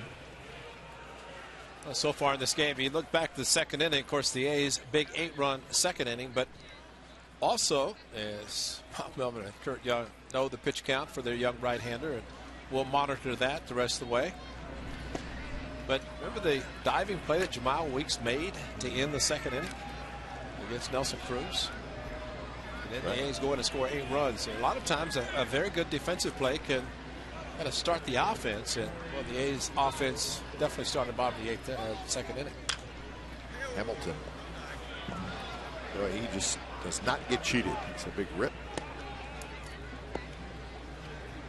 He has walked and struck out. On base percentage over 400. Slugging percentage is always high. Good changeup right over top. 1-2. Hamilton hit 12 home runs and knocked in 32 runs in the month of May. Struck him out on the changeup his 2nd at bat. And that's a great changeup when you get a power hitter out on the front foot. One-handed swing. And he got it again. Right back to the changeup. And Hamilton strikes out for the 2nd time. 2 outs here in the 7th. But again, credit to Kurt Suzuki, because he's staying with Parker's excellent pitch. And good catchers will watch hitters swing. And if you get a hitter swinging at a changeup like that, why would you throw him anything else? And ideally, We've seen Tommy Malone, the lefty, throw the good changeup, and Jared Parker from the right side throw it down, even out of the strike zone, try to get a hitter to chase, which is exactly what Josh Hamilton did. This one's popped up, and it's going to be into the seats. So Beltre behind in the count.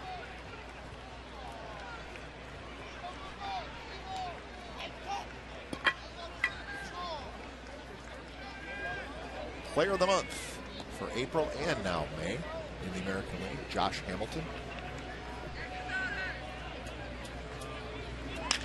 That one bounced toward Inge. Tough hop. Smothers it. Guns it across. And that will do it. Rangers still looking for their first hit. 10-0 A's. We've reached the 7th inning stretch.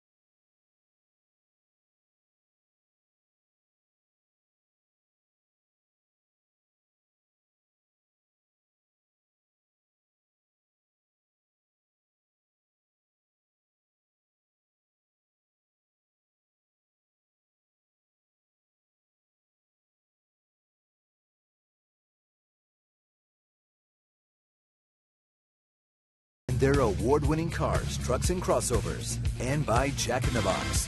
Right now at Jack in the Box, you can try the new Chipotle Chicken Club. Make it a combo with fries and a drink.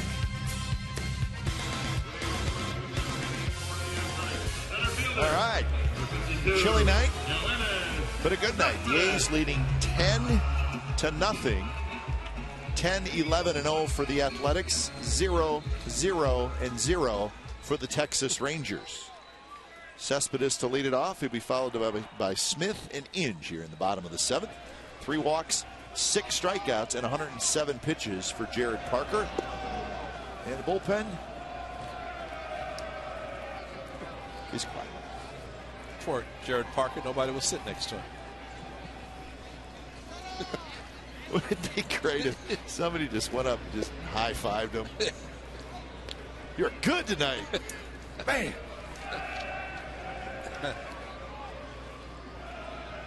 Travis Blackley said, I want to lean over and just whisper something to him. Yeah, but he'd say, hey, mate, pitching well. Beltre has it, flips it across. Cespedes is retired. He's 0 for 3 with a walk.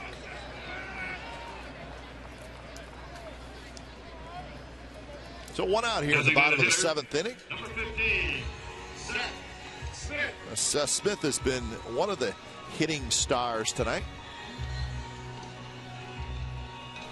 2 singles, a triple, 2 runs scored, and an RBI for Seth Smith. So he could be starting a hot streak.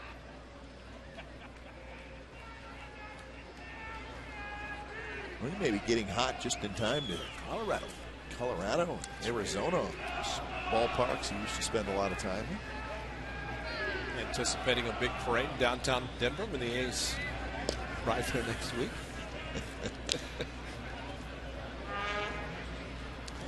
Well, you saw this shot of Bob Melvin. I thought, you know, he's into every game, every pitch, and he's got to be thinking, ball club finally scores some runs, get some hits, and now I have to deal with a pitcher who is pitching so well, and his pitch count's getting up. Now what do we do? Well, listen, I mean, that's a tough call. It's a very tough It's easy to say, oh, come on, this kid may never have another chance, but, you know.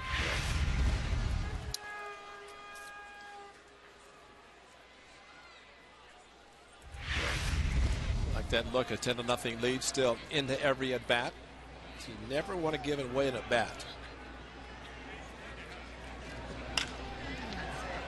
Again, down the left field line. Well, we saw Terry Collins, the manager of the Mets.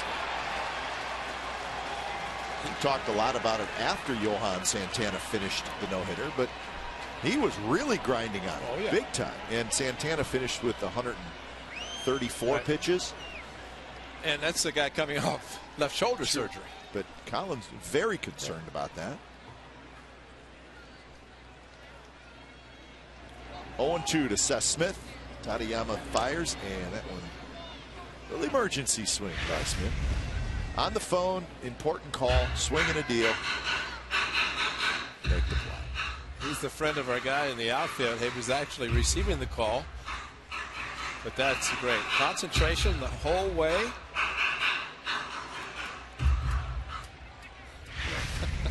What about the person on the other end of that call? Why are you screaming in my ear?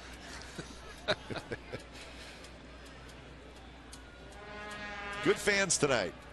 Hearty souls on a chilly night. Another foul ball by Smith. Watch what he says.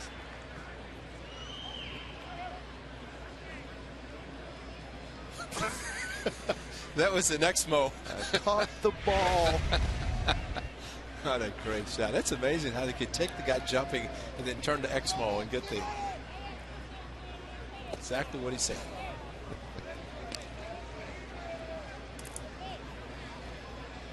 So 1-2 to Smith with Inge waiting in the on-deck circle. Mariners still leading the Angels. It's now 7-3 in the bottom of the 6th inning. Jared Parker sitting there all by himself. Smith again rips one. This one foul. Mike Napoli keeps going up the strike zone, up the ladder, trying to get Tadayama to elevate a pitch. He's not been able to. And Seth Smith just keeps getting the ball hard down towards the A's bullpen. Tadayama, who drops down, throws a sinker. I guess Napoli's trying to get him to throw a riser as everything keeps sinking down. And this one's ripped down the right field line, and it is a foul ball. Tried to come inside that time, and Smith was ready for it.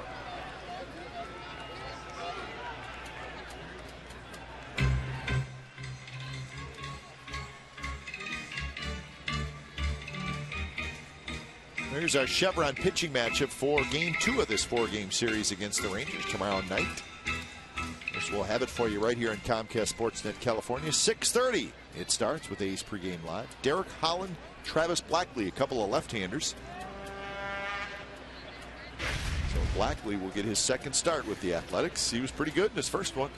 A week ago today in Minneapolis on Memorial Day, so he'll have a little bit extra rest as Brandon McCarthy came back Saturday. Pitched well, picked up the win in Kansas City. Smith drives one to center. Hamilton going back, still going back. It's over his head. It's off the wall. And Smith has a double. Have a night, Seth Smith. 2 singles, a double, and a triple. Might be his most impressive at bat. Well, the pitches he kept fouling off. He fouled off 4 with a couple of strikes. Fell behind 0-2. You see a little bit upset that he missed a couple of pitches, but he didn't miss this one. Slider, great follow through. Watch the head down as he made contact. Great follow through. So now we know why he was going for the triple. He's Petronio's favorite, just a home run away from the cycle. Well, we're going to let Vince know that. He already knows, because we like to tease him about that.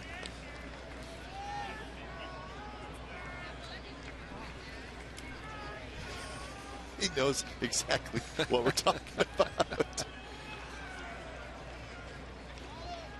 Vince is completely unimpressed with the cycle. So we like to go back and forth with him about it. This was Brandon Inge in the second inning, the big inning for the A's. Scott Feldman perhaps watching the replay, and he knew that it hung a curveball, and he knew that Brandon Inge capable of doing exactly what he did. And that put the A's on the board. A 3-run home run. His third of this time with the Athletics. That one hit toward the shortstop Andrus, who smoothly ranges to his left and throws high, but Mitch Moreland makes a nice play and puts the tag on Inge for the second out.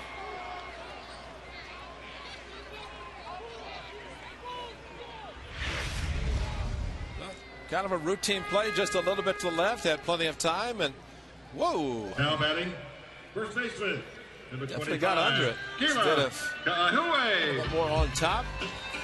And he was hoping that his first baseman would be able to jump the way he did and make the play. Yeah, you're always worried about the runner hurting themselves a little bit. So here's Kila Kaiahue, who also has a home run, a 2-run shot. That was in the 5th inning. Frisbee slider is inside to Kaiahue. So he's 2 for 3.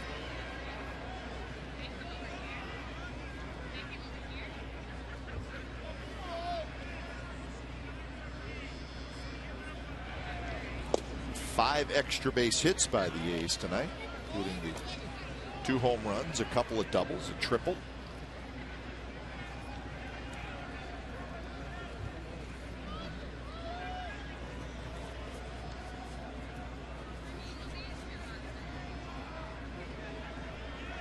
Rowdy on the throws, and that one is a bit outside.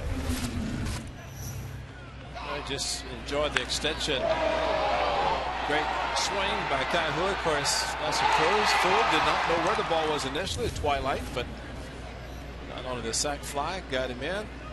Good swing by Kaiahue.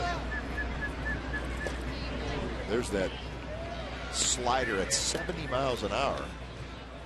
It's in for a strike, 2-2. The A's now with 12 hits in the game.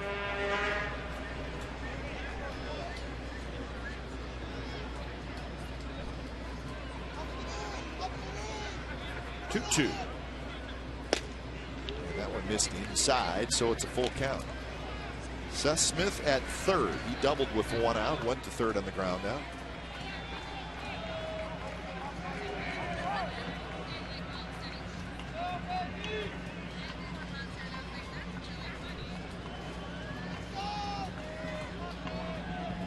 Payoff pitch.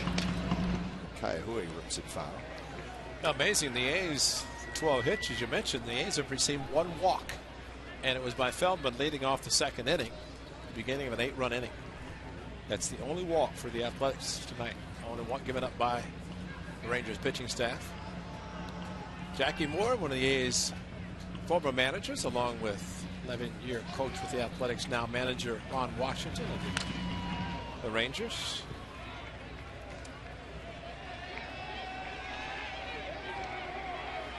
Angels are making a comeback. It's now 7-4, and they are still batting in the bottom of the 6th inning. Mike Trout is 4 for 4 for the Angels.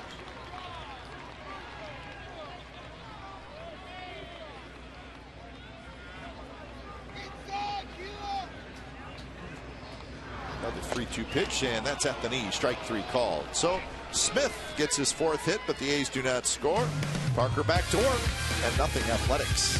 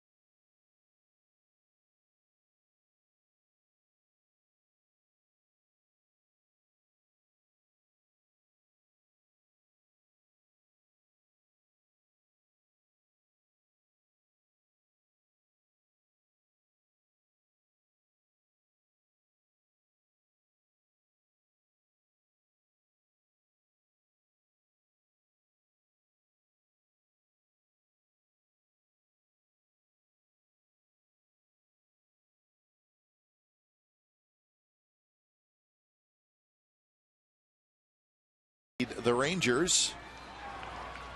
The line score says it all, folks. Jared Parker back to work. He'll face Michael Young, Nelson Cruz, and David Murphy, 2 right-handed hitters, and then a left-handed hitter. 107 pitches. And the first pitch to Michael Young, a breaking ball in first strike.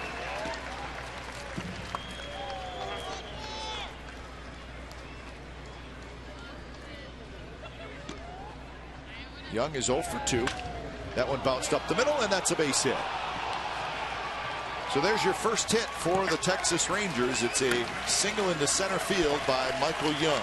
And that sigh of relief that you hear in the A's dugout is that of Kurt Young and Bob Melton. And no doubt the A's bullpen will start to get loose. And the ovation by the 10,000 plus on hand tonight, very deserving for young Jared Parker, as he does give up the first hit. And immediately the bullpen Nelson Cruz starts to get loose. Someone is starting to get loose in the bullpen. It is Jim Miller.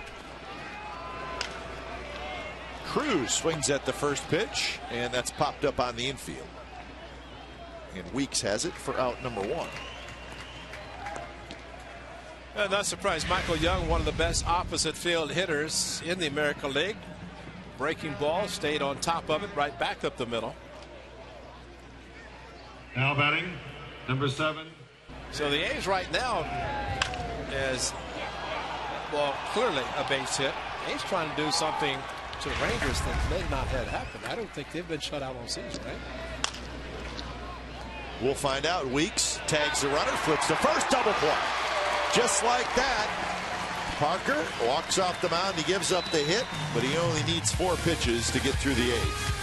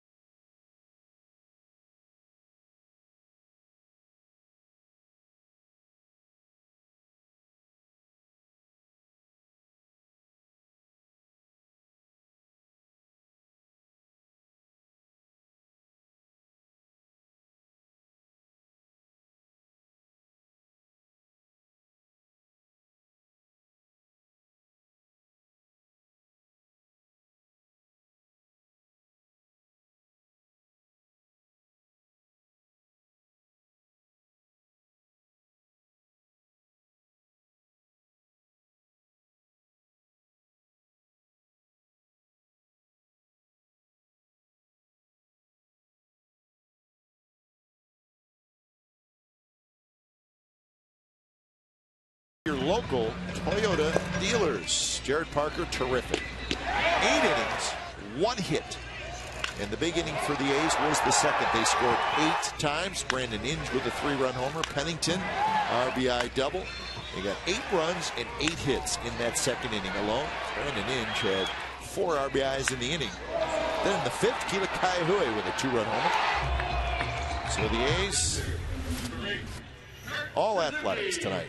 0-1-0 for the Rangers, 10-12-0 for the A's. That's your game summary, brought to you by your local Toyota dealers. How about this, folks? We got a new pitcher for the Texas Rangers. He's what not a position pitcher. Does he play? He's a center fielder, and it's Craig Gentry. The windup is good. Pretty good location, and Gary Darling's going to squeeze him. 78-mile-an-hour fastball. Right around the knees. Darling said, no, that's not a strike. So the center fielder, Craig Gentry, on the pitch, and a line drive into the glove of Elvis Andrus. So Kurt Suzuki lines out. Remember we saw Ron Washington and Jackie Moore talking. bench coach. And of course, there's Mike Maddox and Gary Pettis, pitching coach. And you're actually going to do a Speedy? Yeah. That's pretty good. When it's time for change, think Speedy Oil Change and Tune-Up. Your oil change, tune-up, and smog experts. Gentry pumps it in there first try. Last position player to take the hill for the Texas Rangers, Scott Sheldon. Matthew Young off his glove, and Pennington has a base hit. That was back in 2000 when Sheldon did that. But now we know what Jackie Moore and Ron Washington were talking about as they were looking at the lineup card. It wasn't about who's going to come in. It's who can we send in and save the pitching staff. And you said it earlier in the game. And the thing that happens with number 19, Jamal, a team that gives up a lot of runs early, the starter doesn't go, in this case, past the second inning. You don't want to deplete your bullpen.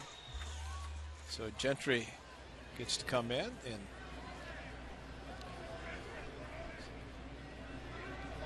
first pitch to Weeks is in for a strike. Well, if you look at the guys out of the bullpen by the Rangers who have not pitched, Nathan, Adams, Ogando, and Uehara.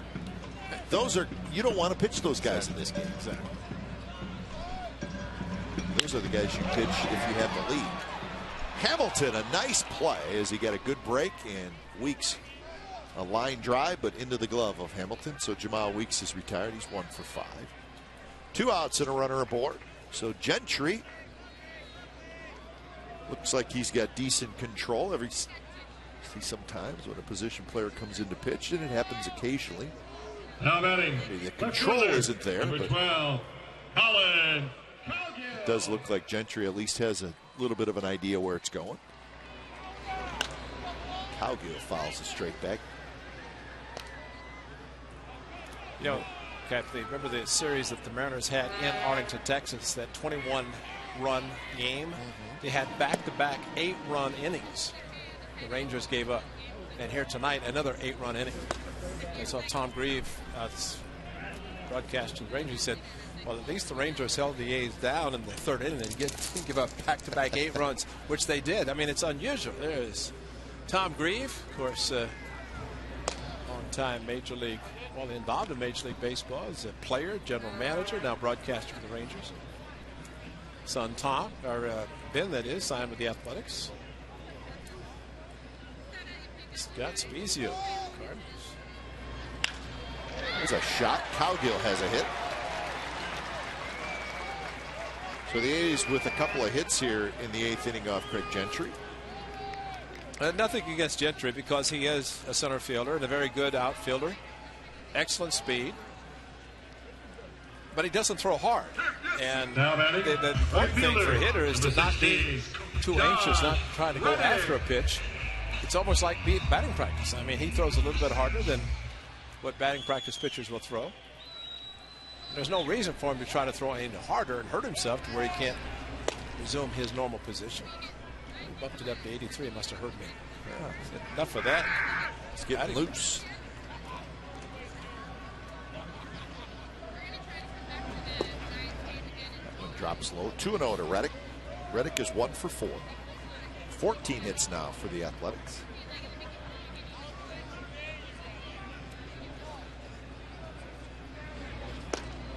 Three and 0.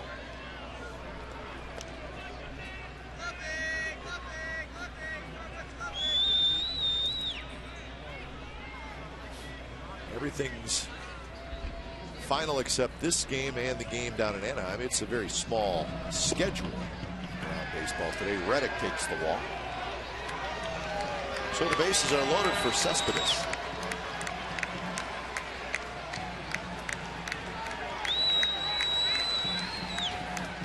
The Twins beat the Royals 10-7 in Kansas City. We just got out of Kansas City. And the Mariners leading the Angels now 8-4 in the 7th inning. One of the rare times where the Giants and the A's are home on the same day. Giants played this afternoon and beat the Cubs 3-2.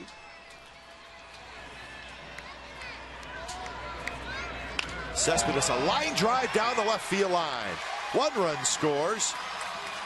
2-run score, and Reddick will stop at third. Cespedes with a 2-run double, and it's 12-0. Not surprising with the bat speed of Yoenis Cespedes.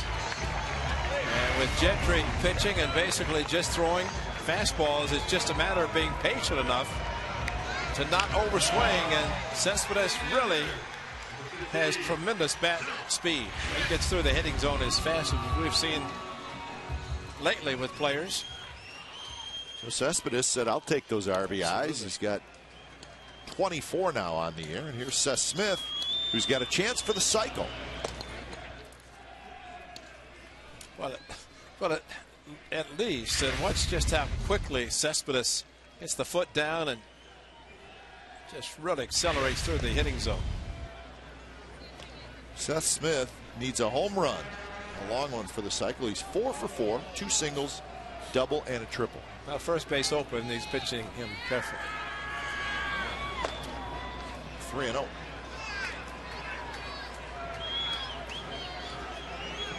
A's have to be happy to at least get Gentry an ERA. Position player, you want to make sure he gets an ERA.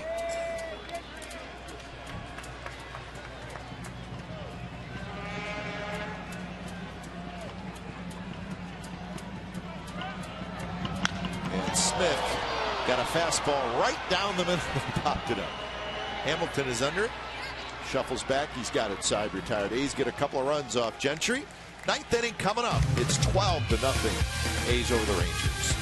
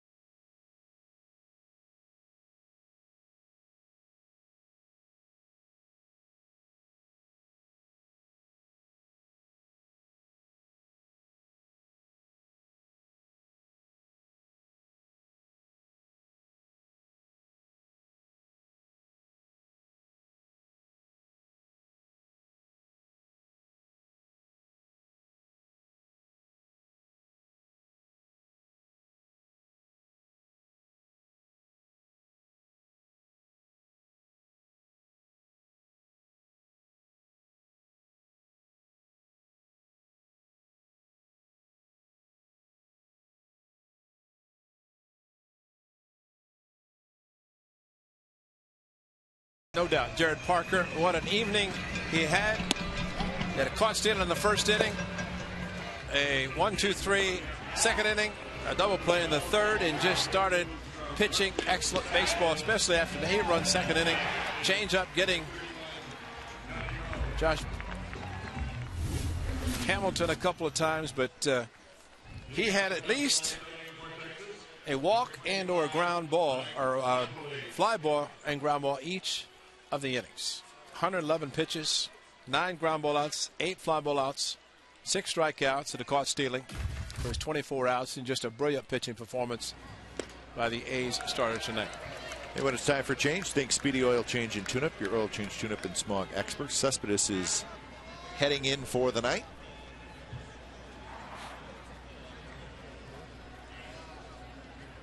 There's a strike, and it's 0-2, so look at the numbers for Jim Miller. 1-0 with a 1.32 ERA.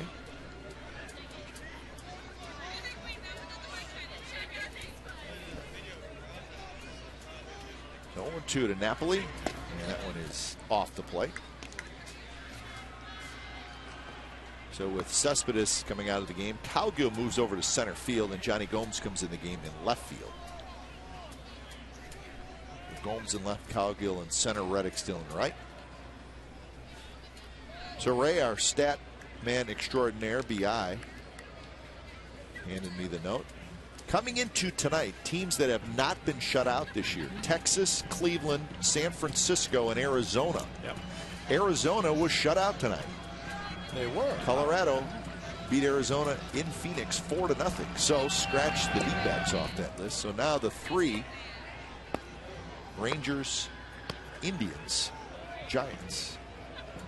So the A's are trying to finish off the Rangers on that list. 3-2 pitch to Napoli is driven to right field, hit pretty well. Reddick going back, still going back, and that baby's gone. Here's your shutout. So Napoli homers for the 10th time, and the Rangers are on the board.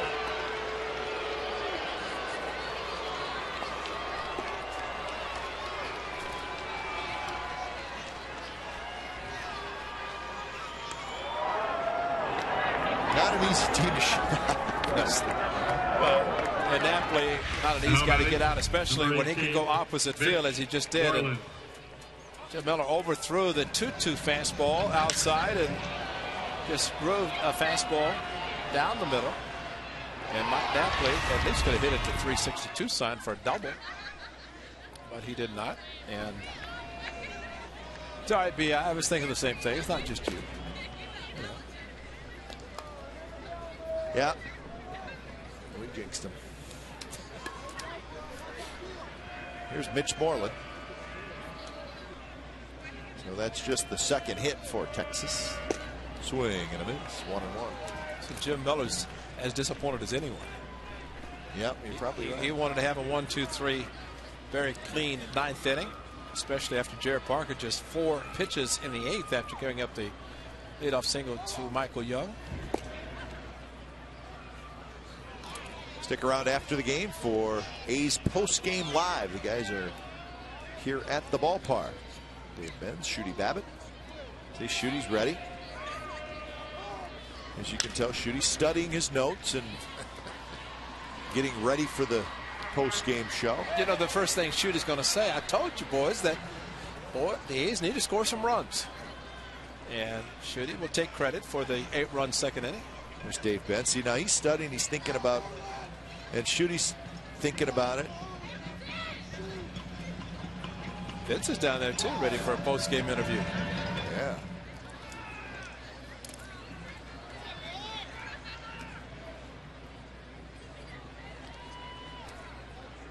So 3-2 to Miller.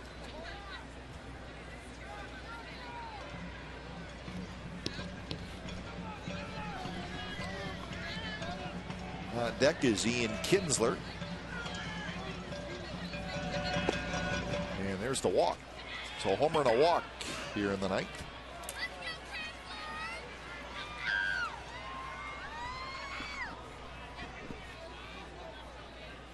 So top of the order in Kinsler. A's 3 outs away from picking up win number 24 on the year. Number 5, Ian Kinsler. Dallas Braden, of course, the perfect game. Mother's Day a couple of years ago, and Jared Parker, a one-hitter for 8 innings. And I thought it was interesting that Johan Santana and Dallas Braden had the same shoulder surgery. So it has to be encouraging for Dallas, even though he'd already pitched a perfect game. But they have a pitcher, another left-hander, Johan Santana, very similar style of pitching with great changeup. And we've seen too many times when he pitched for the Minnesota Twins, but Santana with the no-hitter coming off the left shoulder surgery.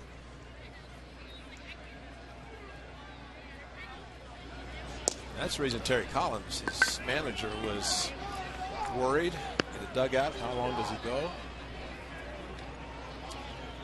And he got it.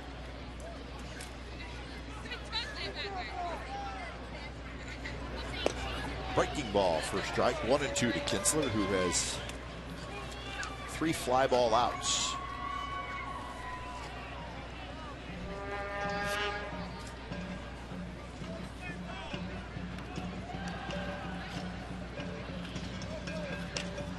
Kessler pops this one up as Suzuki comes out behind the mound, or from behind home plate, I should say, between home plate and the mound, and he makes the catch. Kurt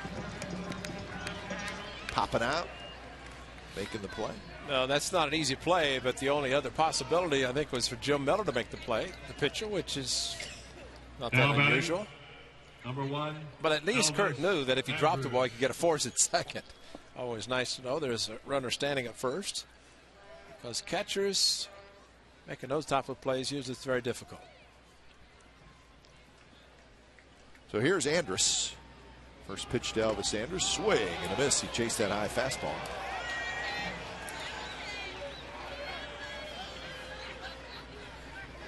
Andrus 0 for 2. He walked in the 7th inning. At that point, the Rangers still did not have a hit. Their first hit was Michael Young's leadoff single in the 8th. And that went up the middle, and that's a base hit. So Andrus has his first hit. Well, this was Yoenis Cespedes making the running catch. Now watch his reaction.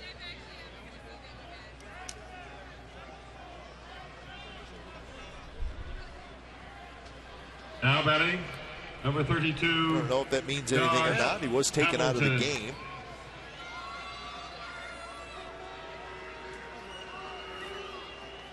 Well, he had a hard swing, and that's how I heard himself hitting against Bob Melvin during batting practice when he hurt his left hand. So we do not know anything. We're just showing you what we saw. Brian Showman, the A's trainer, is talking to him, and he walked up the runway with him. So let's hope. Not a concern with a few people. He's touching his left knee there. Like I said, we don't know if that means anything. So we don't want to speculate. But he did leave the game. 0-2 to Hamilton, who has struck out twice and walked.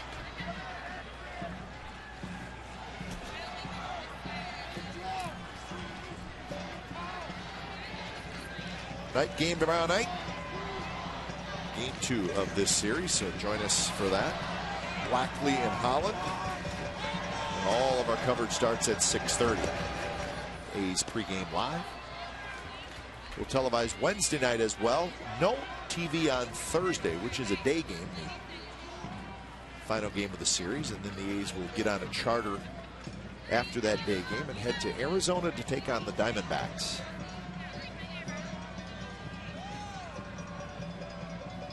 One-two pitch to Hamilton, way outside, 2-2.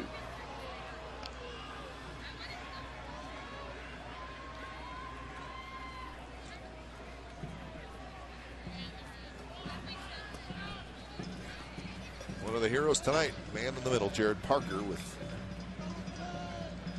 8 shutout innings and 1 hit allowed. Hamilton skies one to shallow left. Gomes coming in, still coming in on the move, and he goes into a slide and makes the catch. Johnny Gomes makes the catch. So 2 outs here in the 9th inning. Well, that's one guy that you have to respect the power going opposite field. We talk about guys who try to drop the ball in front of the outfielders. Johnny Gomes playing back, and maybe with the big swing by Josh Hamilton, thinking it was coming that direction, but had to charge in quickly and able to make the catch. So here's Beltre. A couple of ground outs and a strikeout so far. Slider is outside from Miller.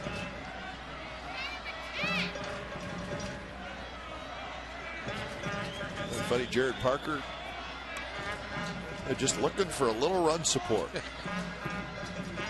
Pitched really well, just has not got it until tonight, and the A's explode for 12.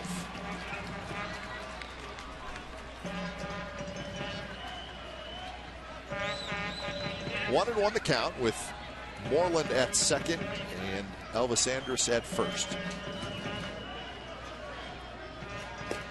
Right there with a fastball, and the count 1-2.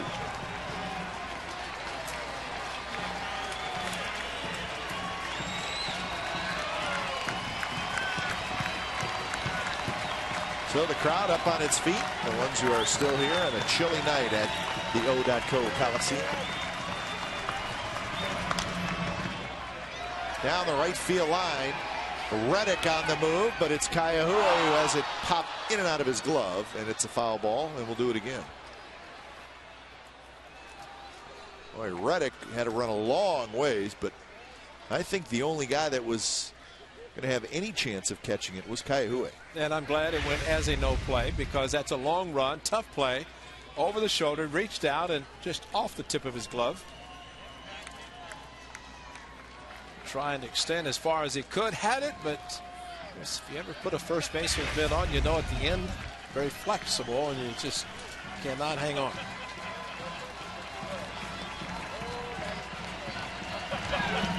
Swing and a miss, and that's the ball game. So Napoli's home run keeps the A's from getting the shutout, but it's all athletics tonight. Brandon Inge with 4 RBIs, including a 3-run homer. Seth Smith had 4 hits, but the man of the hour is Jared Parker. 8 shutout innings. He allows just 1 hit. So Parker gets his 2nd win of the year. Feldman takes the loss, and the A's take game 1 of this 4-game series. Final score: the A's 12 and the Rangers 1. So anytime you take a no-hitter into the 8th inning against the Texas Rangers, that, folks, is a feat. Especially against the Rangers, like you said, because they're such a very good hitting ball club. And probably the biggest thing the A's with the 8-run 2nd inning added a couple more with the Kaiahua home run, but I just don't think there's any time that you can say the Rangers are out of a ball game. As good as hitting club as they are, but maybe that 8th spot was just enough. But there's no doubt pitching was what it was all about tonight, with Jared Parker pitching as effectively as he did, and especially after the 8 runs. What did you see from Jared Parker tonight that seems to be working the best? I know we've seen him when he struggles, the changeup isn't always there, but boy, it was there tonight. You know, and he's talked about that, where at times his changeup has not been working for him early in the game, but then he settled down and he gets better. And I think that's always a key. If you can get better with a pitch as a game progresses, keep working on it, that makes you a very special pitcher, and he's very special. And, you know, you can't let up against the Rangers lineup at all. And I thought what was nice to see as well is, even though he had an 8-0 lead, and you said it, I thought it was a good point, now you have to learn how to pitch with a big